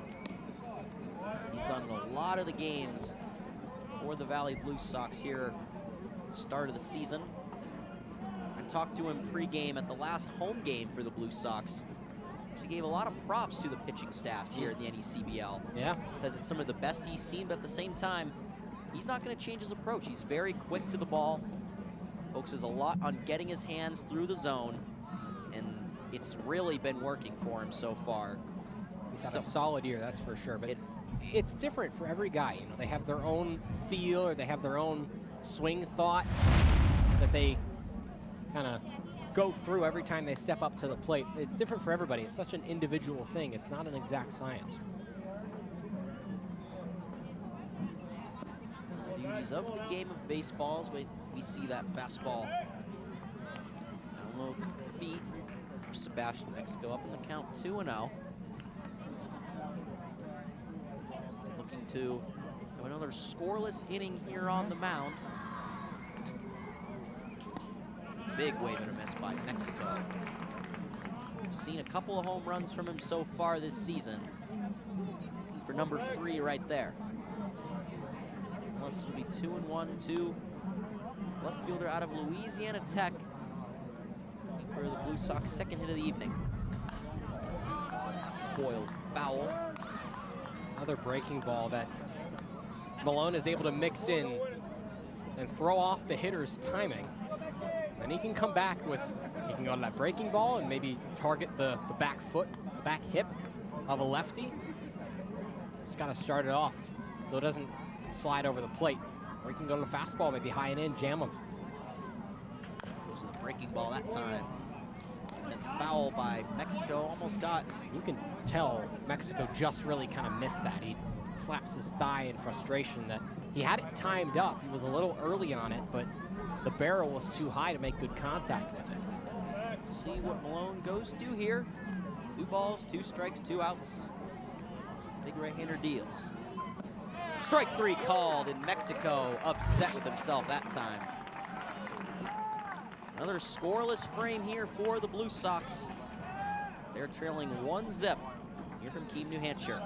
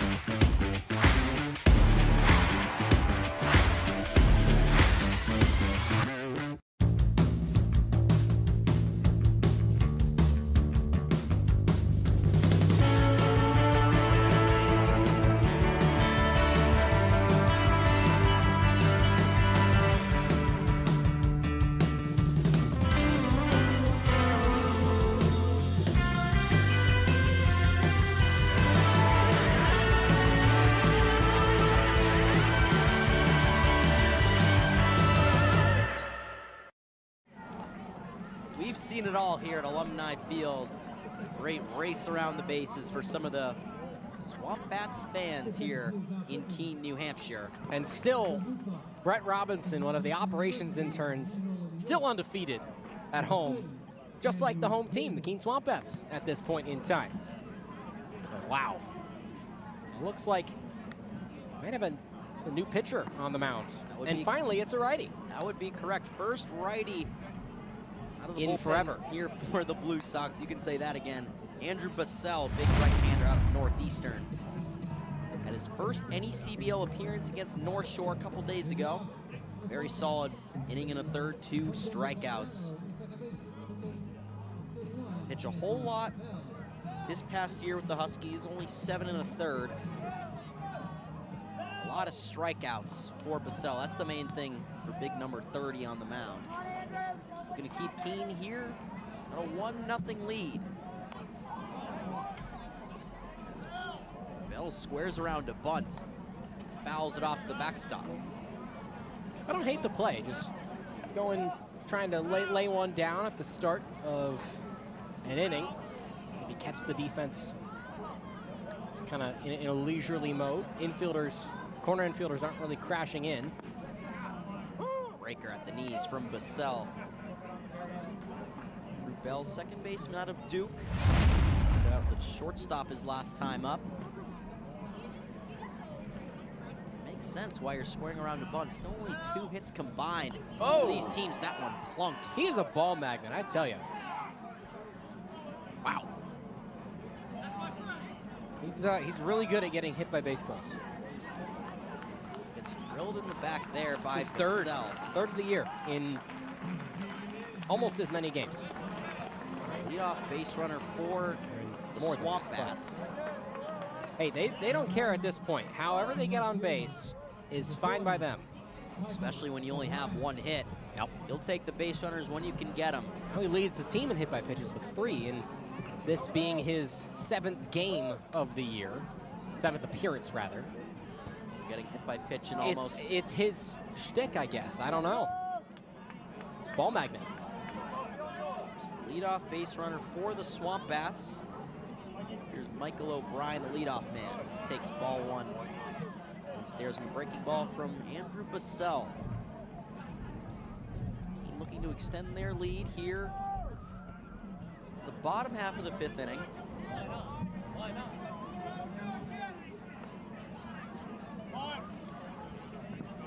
Another great block. Holy cow. Kozar must have hurt us. Yeah. I'm telling you. He is locked in. We were talking first and second inning, just fatigue has to set in eventually. It's now the bottom of the 5th inning.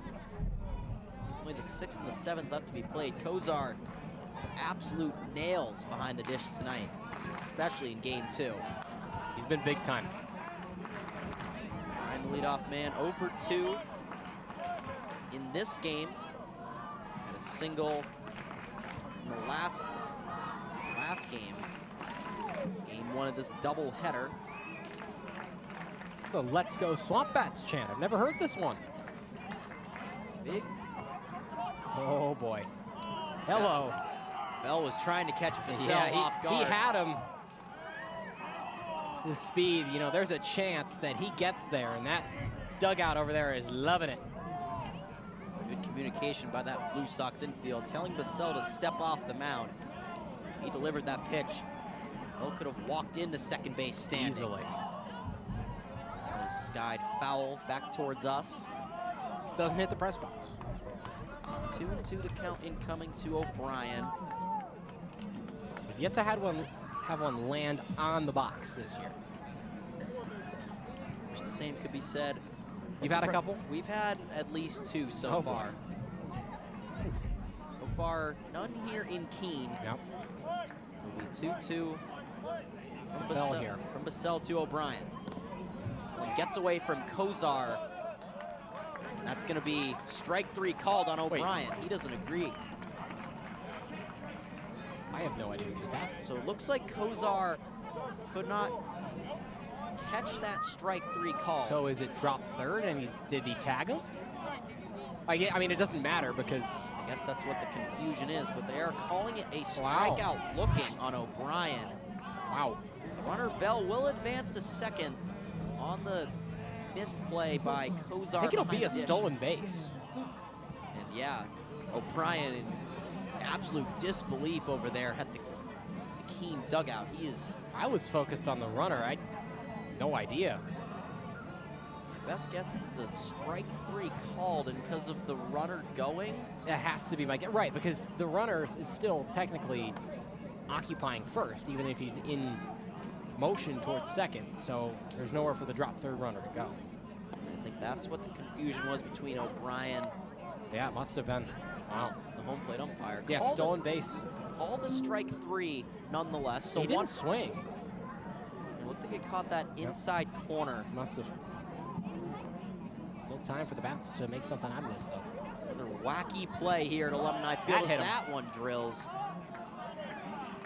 Dylan Cupp. So 2 hit by pitches in this inning, given up by Andrew Bissell. Just like that, the Bats threatening here. With 2 more runners on, only 1 out. This is big time for Keene. There is not anybody warming up right now in Valley's bullpen. So if they can capitalize on Bissell, who's already beaten 2 batters in this inning, this would be huge and be a great time for Herring to come up big for his 4th hit of the year. Fastball misses up and away from Bissell. Jack Herring, we were talking about, walked in the first inning, struck out swinging his last time up. Worst case scenario would be a double play here. Hey-oh, there it is. There's our first one on the press box. You spoke it into existence, I Andrew. did. Wow. Whoa. We're good. That almost got us. All good. All good. Woo. That was close. Oh my gosh. Makes me feel a lot better that we have this netting here. See, I asked at the start of the year, like, do we really need the netting? And now I realize, yeah, we do need the netting. That was really close to just killing our camera here. Wow. We've seen everything here today, Jack. We really have. That one is a shot into left center for a base hit. Coming around to score is Bell. And a great piece of hitting from Herring. Now 2-0 SwampBats. And there it is, Herring picking up a clutch hit right there. That's, I'm gonna say that's his 3rd RBI on the season. That is huge for the Bats. They now lead 2-0 and just keeps getting better and better for Keene, and still only 1 away. Ball was absolutely smoked into left field. No chance for a play at the plate. Yeah, 96 miles an hour off the bat.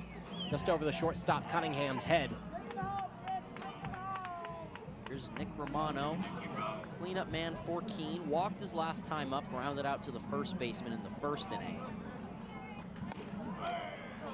This is high and in. Fastball offering from Bissell. There's only 1 out here. At the bottom of the 5th, Alumni Field, 2 consecutive frames.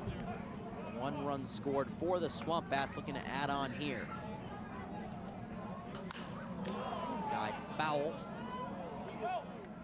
Be a nice souvenir for all those lucky fans over there just behind the Blue Sox bullpen. I wonder if we're running out of baseballs. Had a lot of foul balls today. Gotta start reusing them. Be a little less picky about which ones are good enough to go. 1 ball, 1 strike, and 1 out. Here's the offering from Andrew Bissell. Outside on the fastball. Another great take. Lots of quality at-bats here in the 5th inning for Keene. 2 hit by pitches and a clutch single.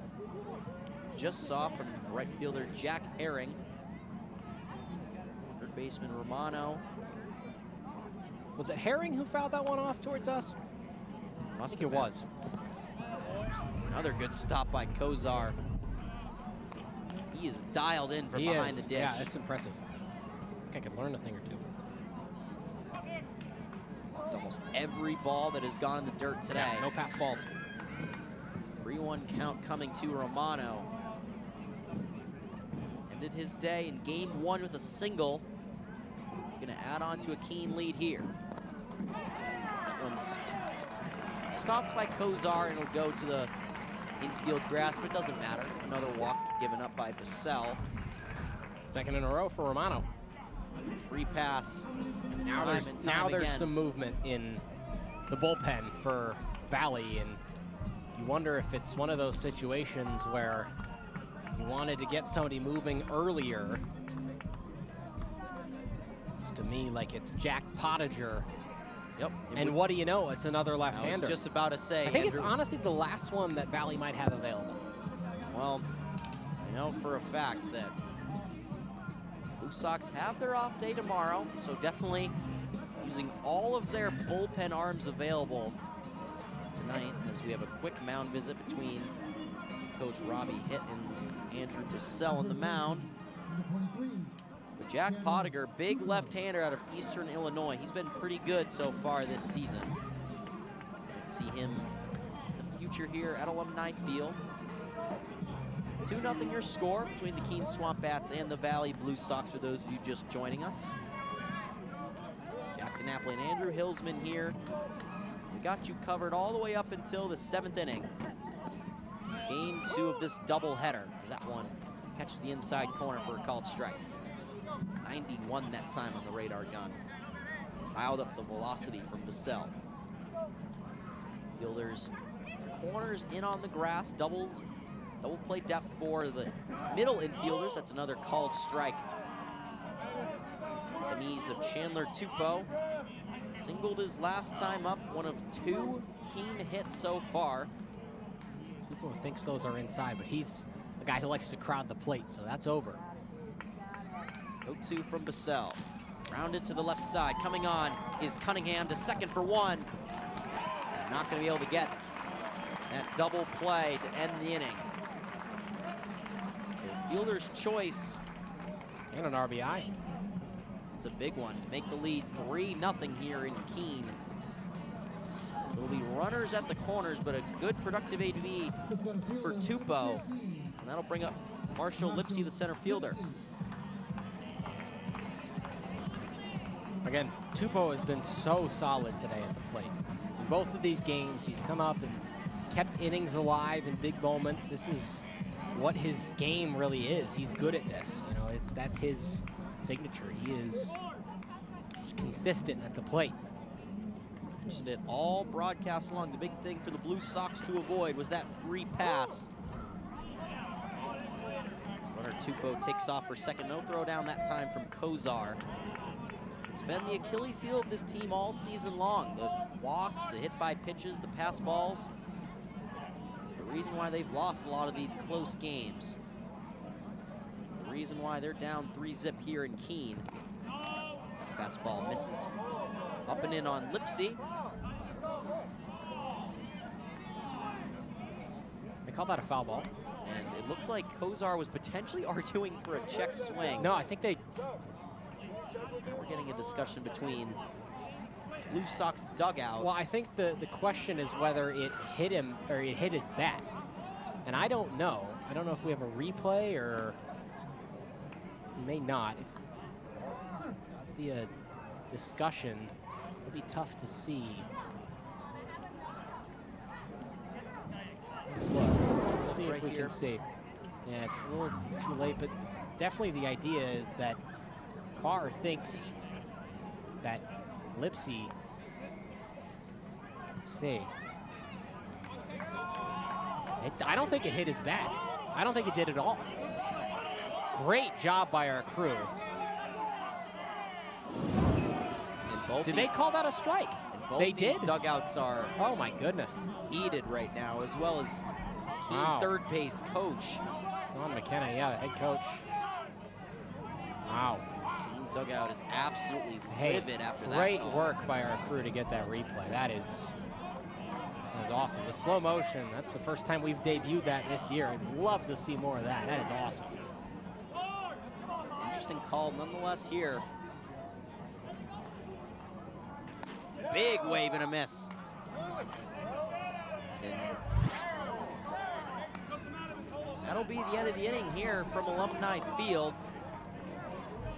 3-0 your score. SwampBats putting up some offense here. Blue Sox with a chance to respond when we come back. Tonight, sweeping the bases is proudly brought to you by the people of Dream Clean 123, the Greater Monadnock region's premier cleaning services. Just like your house, a baseball field can always use a good cleaning. Let's hear it for Rippy and Brett as they make sure SwampBat baseball is always played on a clean field.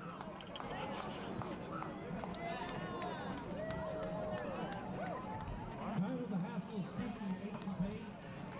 Pritzker is a patented stretch-to-fit hot cold sleeve designed to make therapy more efficient, effective, convenient, and fun.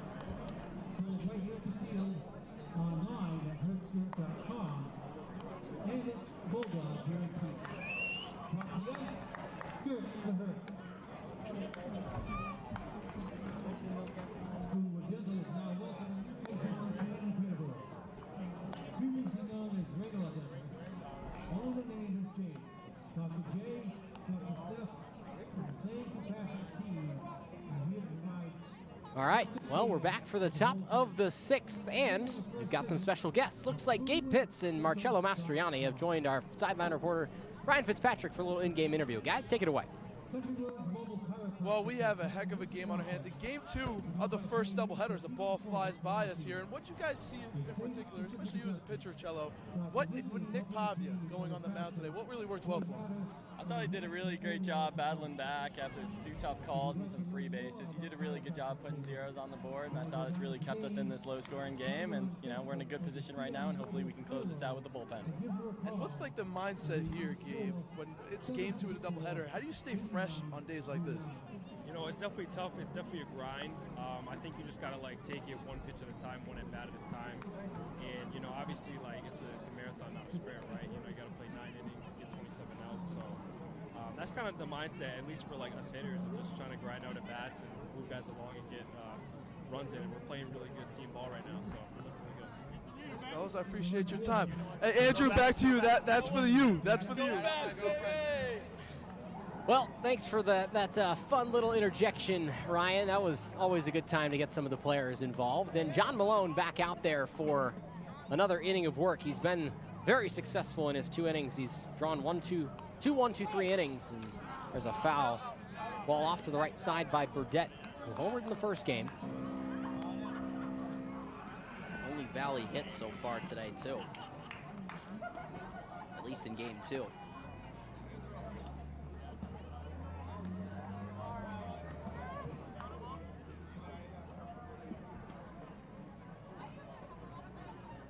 Malone in an 0-1 count. After Keene added some insurance runs in the bottom of the 5th. We're into the top of the 6th. It's been a successful day at the ballpark.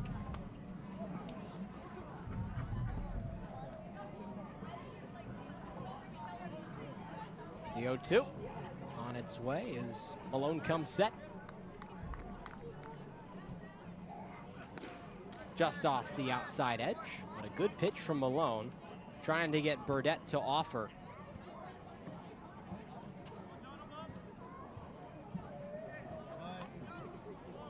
It's another quick game here at Alumni Field. First one only over 2 hours. This one approaching just over an hour and a half.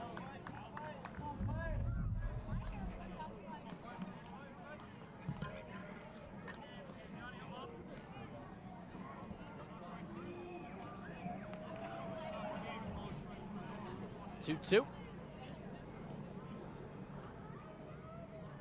Here's Malone's delivery. Off-speed pitch, called strike 3. And down goes Burdett on strikes. That's the 4th looking strikeout that Malone has garnered out of the Blue Sox batters today. Unbelievable performance from John Malone. Unbelievable performance from pitching staff all around. In both games, just these Blue Sox hitters really just looking overmatched.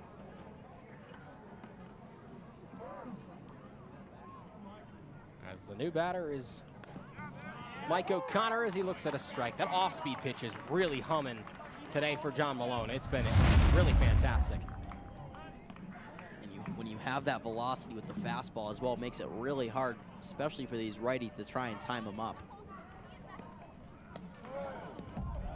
Also hard sometimes for catcher Zach Thompson to hold on to the ball. Well, that'll happen sometimes. Malone thrown 30 pitches today.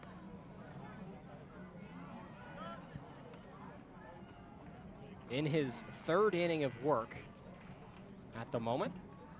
Trying to retire Mike O'Connor, 1-1. Check swing, a swinging bunt, and Thompson lets it go foul for strike 2. One of those where O'Connor definitely didn't mean for it to hit his barrel, but it did, and he got on his horse. He honestly might have been safe if it had stayed fair. There was going to be a chance.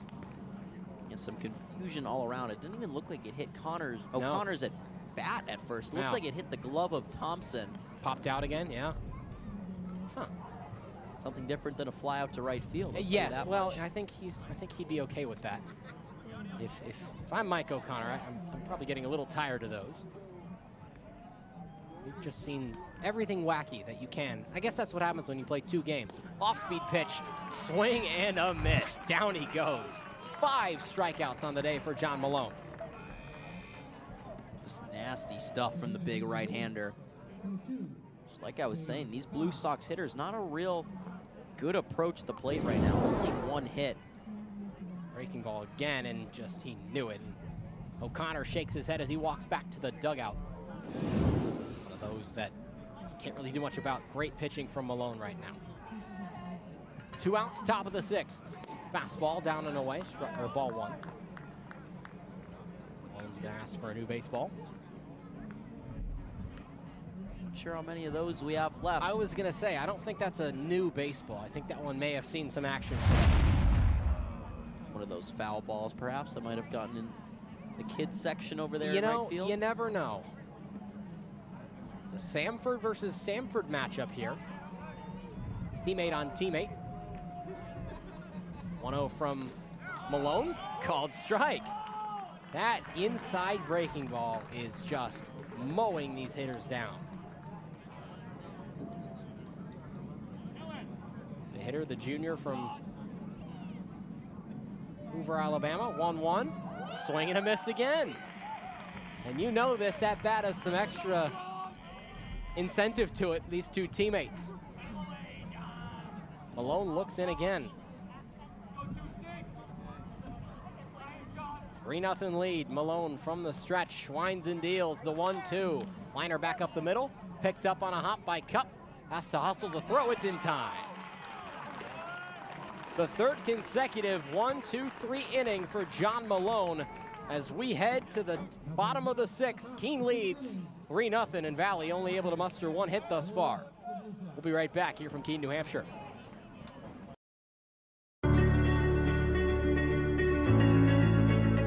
Quiros drills it to right field, and it is gone!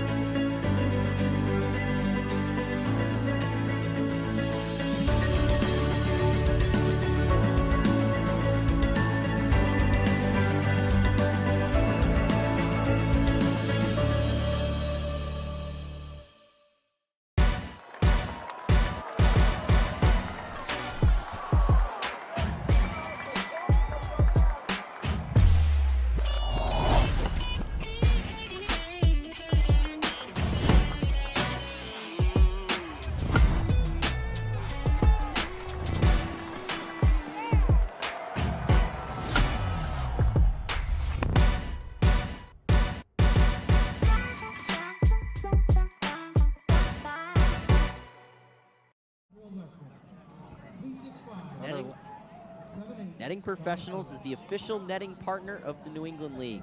Their netting and wall padding products have been featured in Major League Baseball venues such as Citi Field, the home of the New York Mets, and Truist Park, the home of the Atlanta Braves, and many collegiate facilities throughout the country, including the universities of Florida, North Carolina, Binghamton, Texas, and many more. From design to fabrication to installation, Netting Pros is improving programs 1 facility at a time.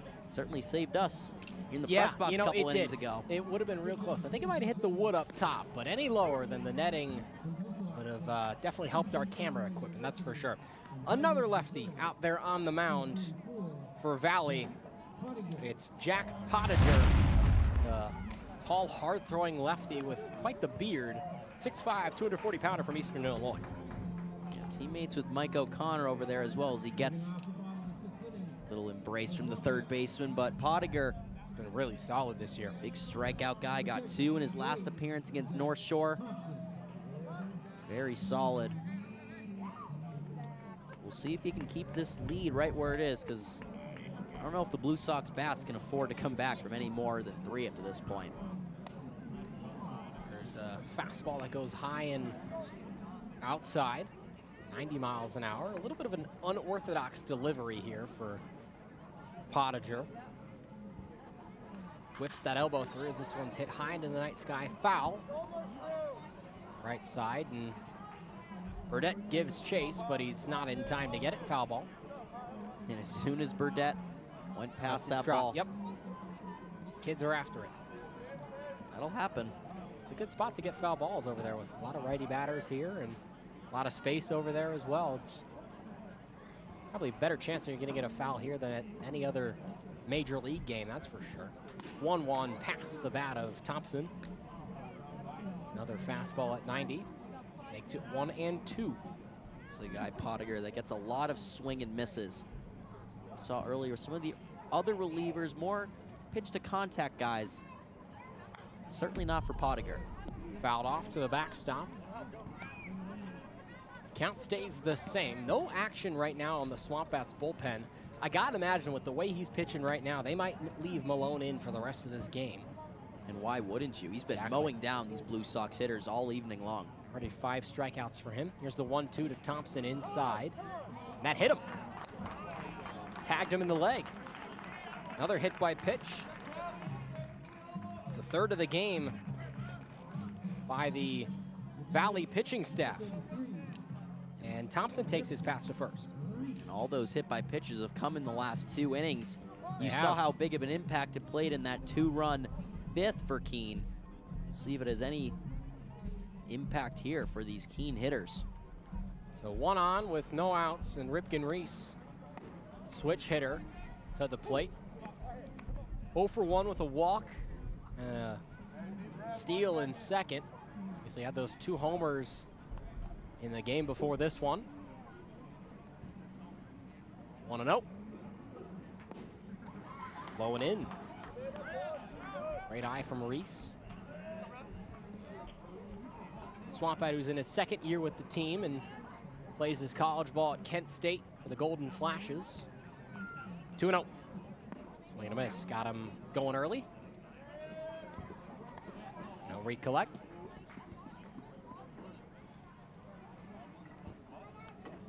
And still only 3 hits combined for both these teams.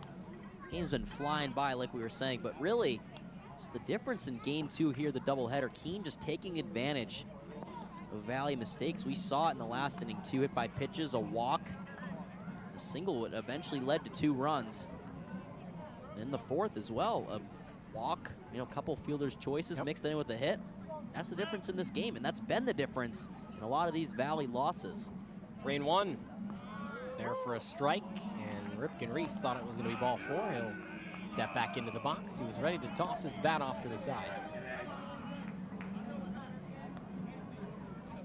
I think that just caught the lower part of that strike zone. Another 3-run ball game. We've seen that a couple of times for Keene.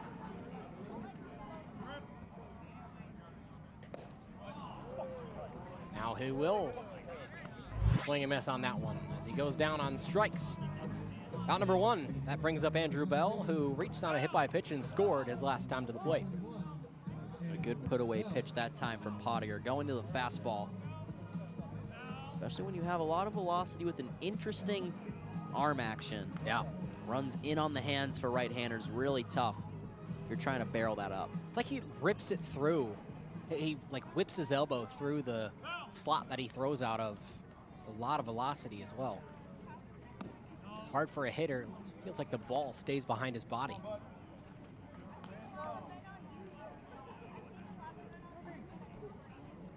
Game that started at 7:26 local time. Here's the 1-0. There for a strike.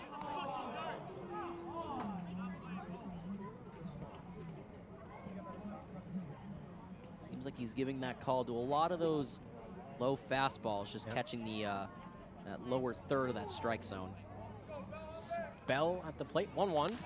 Grounded to the left side, picked up by O'Connor, over to second for 1, first for 2. As the Blue Sox go around the horn for the second and third outs, we head to the top of the 7th. And it looks like John Malone is going to head back out and see if he can close this one out for the Bats as we come back in just a little bit.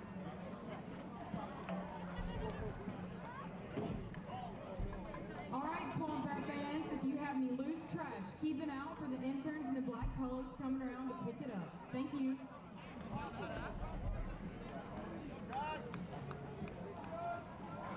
At Fairfield, we are celebrating 121 years of putting our customers first. Come visit our Cadillac, Buick, GMC, Kia, and Mitsubishi sales showroom on Winchester Street, offering any make or model into our state-of-the-art service department. We always have been and will continue to be your local family-owned dealership since 1924.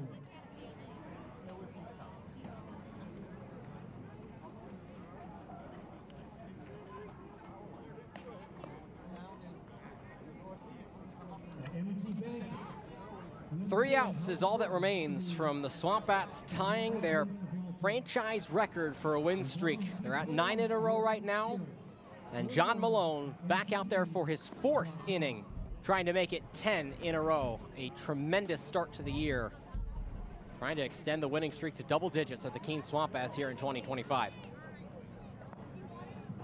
And what a series of games we've had at Alumni Field. SwampBats are 7-0 at home this year, 2-1 on the road.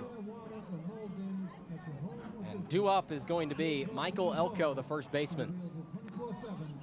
But John Malone, already 5 strikeouts, 4 of which have been backwards Ks. And Malone is ready to go again. Only 2 hits on, or excuse me, only 1 hit on the day. In this one, for the Blue Sox, 2 for the Bats, but they've scored 3 runs. And why take him out? He's been mowing down these hitters all evening long. Seems right that he's able to finish this one here at Alumni Field. Malone will start off an inning one more time. Called, strike 1. Breaking ball is just working wonders for John Malone. He's under 40 pitches, extremely efficient for his first 3 innings.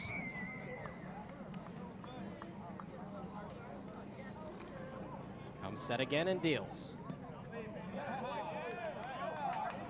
As Elko leaves it outside and low. You'd at least like to see that he's getting some support from the Blue Sox dugout. You know, obviously not what you were hoping for on the offensive side of things today, but it's good to see they're not giving up just yet.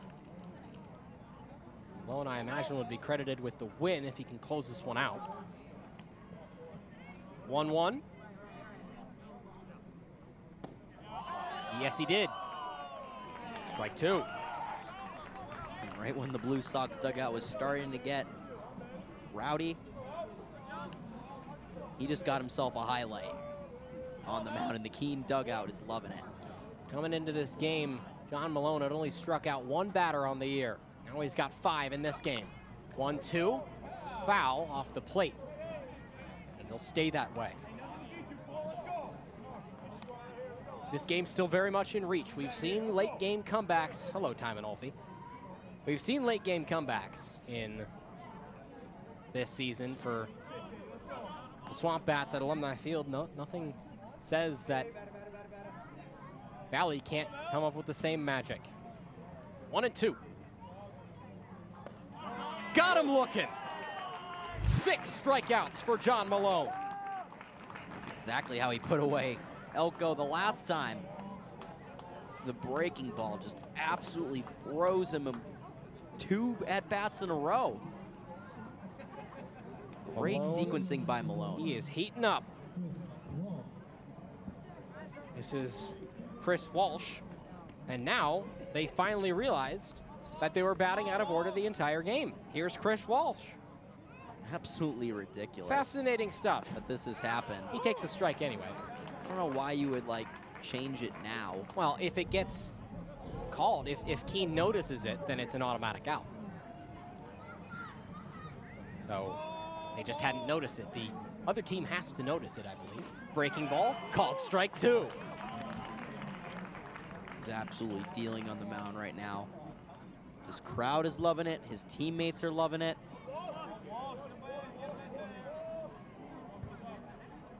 Nothing in 2 to Chris Walsh. Swing and a miss. Got him. 7 strikeouts and 1 out away. That put away breaking ball has just looked untouchable all evening long. I don't think I've seen any of these Blue Sox hitters at least make contact with it. It's either low and away in the dirt or coming in on the hands to a righty. Reese Kozar represents the Blue Sox last hope in this one.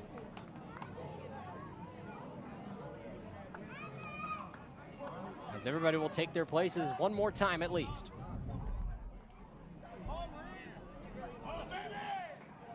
John Malone with 7 strikeouts in this game. I'll go for one more against Reese Kozar. First pitch, fouled off, strike 1. 2 away. 2 strikes, that's all that separates the Bats from 10 in a row.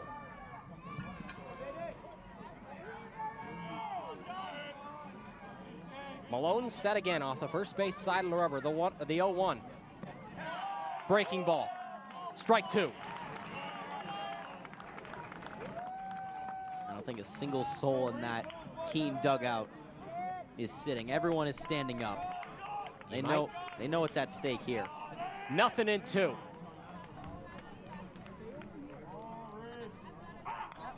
Foul back and he'll stay alive. Late on that fastball, and I think we might know what's coming up here. Last 2 hitters victim of that breaking ball. Kozar 0 for 2. He's already struck out once. Nothing in 2, 2 away. Low, ball 1. He went to it. Didn't leave it in the right spot. But Malone already with 7 Ks in this game in relief of Nick Pavia. Ball and 2 strikes. Called strike 3 for 10 in a row for the SwampBats in 2025. They tie their franchise record of 10 consecutive wins. And they stay undefeated 8-0 at Alumni Field to start off 2025. It was all about the pitching in game 1, but game 2 only topped it. Pavia and Malone, just absolutely disgusting stuff. And really just no chance for any of these Blue Sox hitters to do any sort of damage. A combined 9 strikeouts, 8 of those coming off the right hand of John Malone here in the second game. The Bats shut out the the Valley Blue Sox, hold them to 1 hit, and the Bats are 10-1 in 2025. We'll be right back to break down this exciting doubleheader right after this. Bats win 3-0.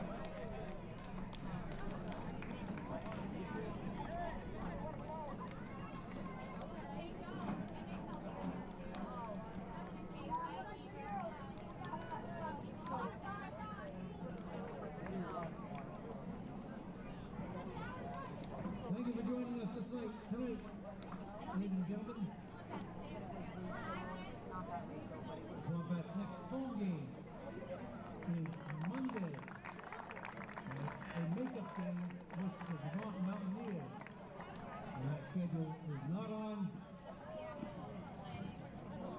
your pocket schedule. That's a new game next Monday at 6:30 right here at Alumni Field versus the Mountaineers.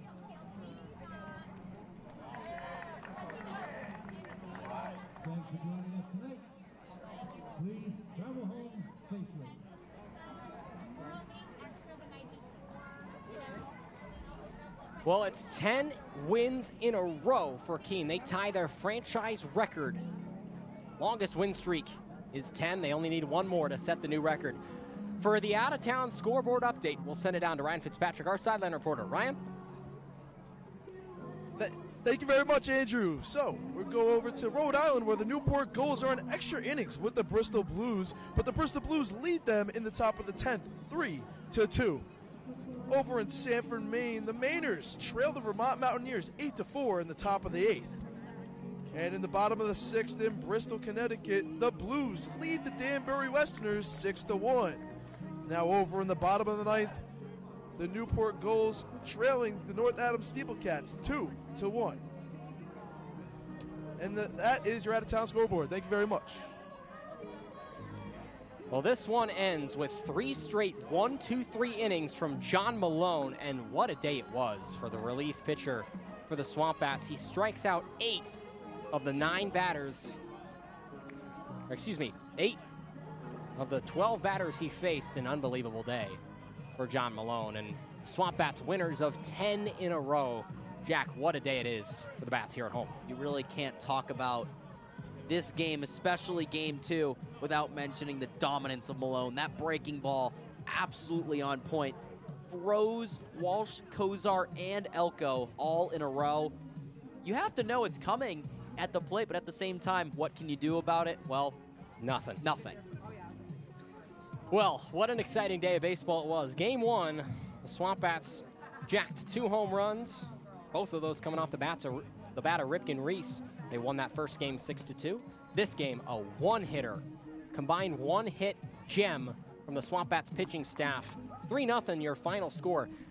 The Blue Sox score no runs on 1 hit. They commit no errors. Keene scores 3 runs on 2 hits, and they commit 1 error.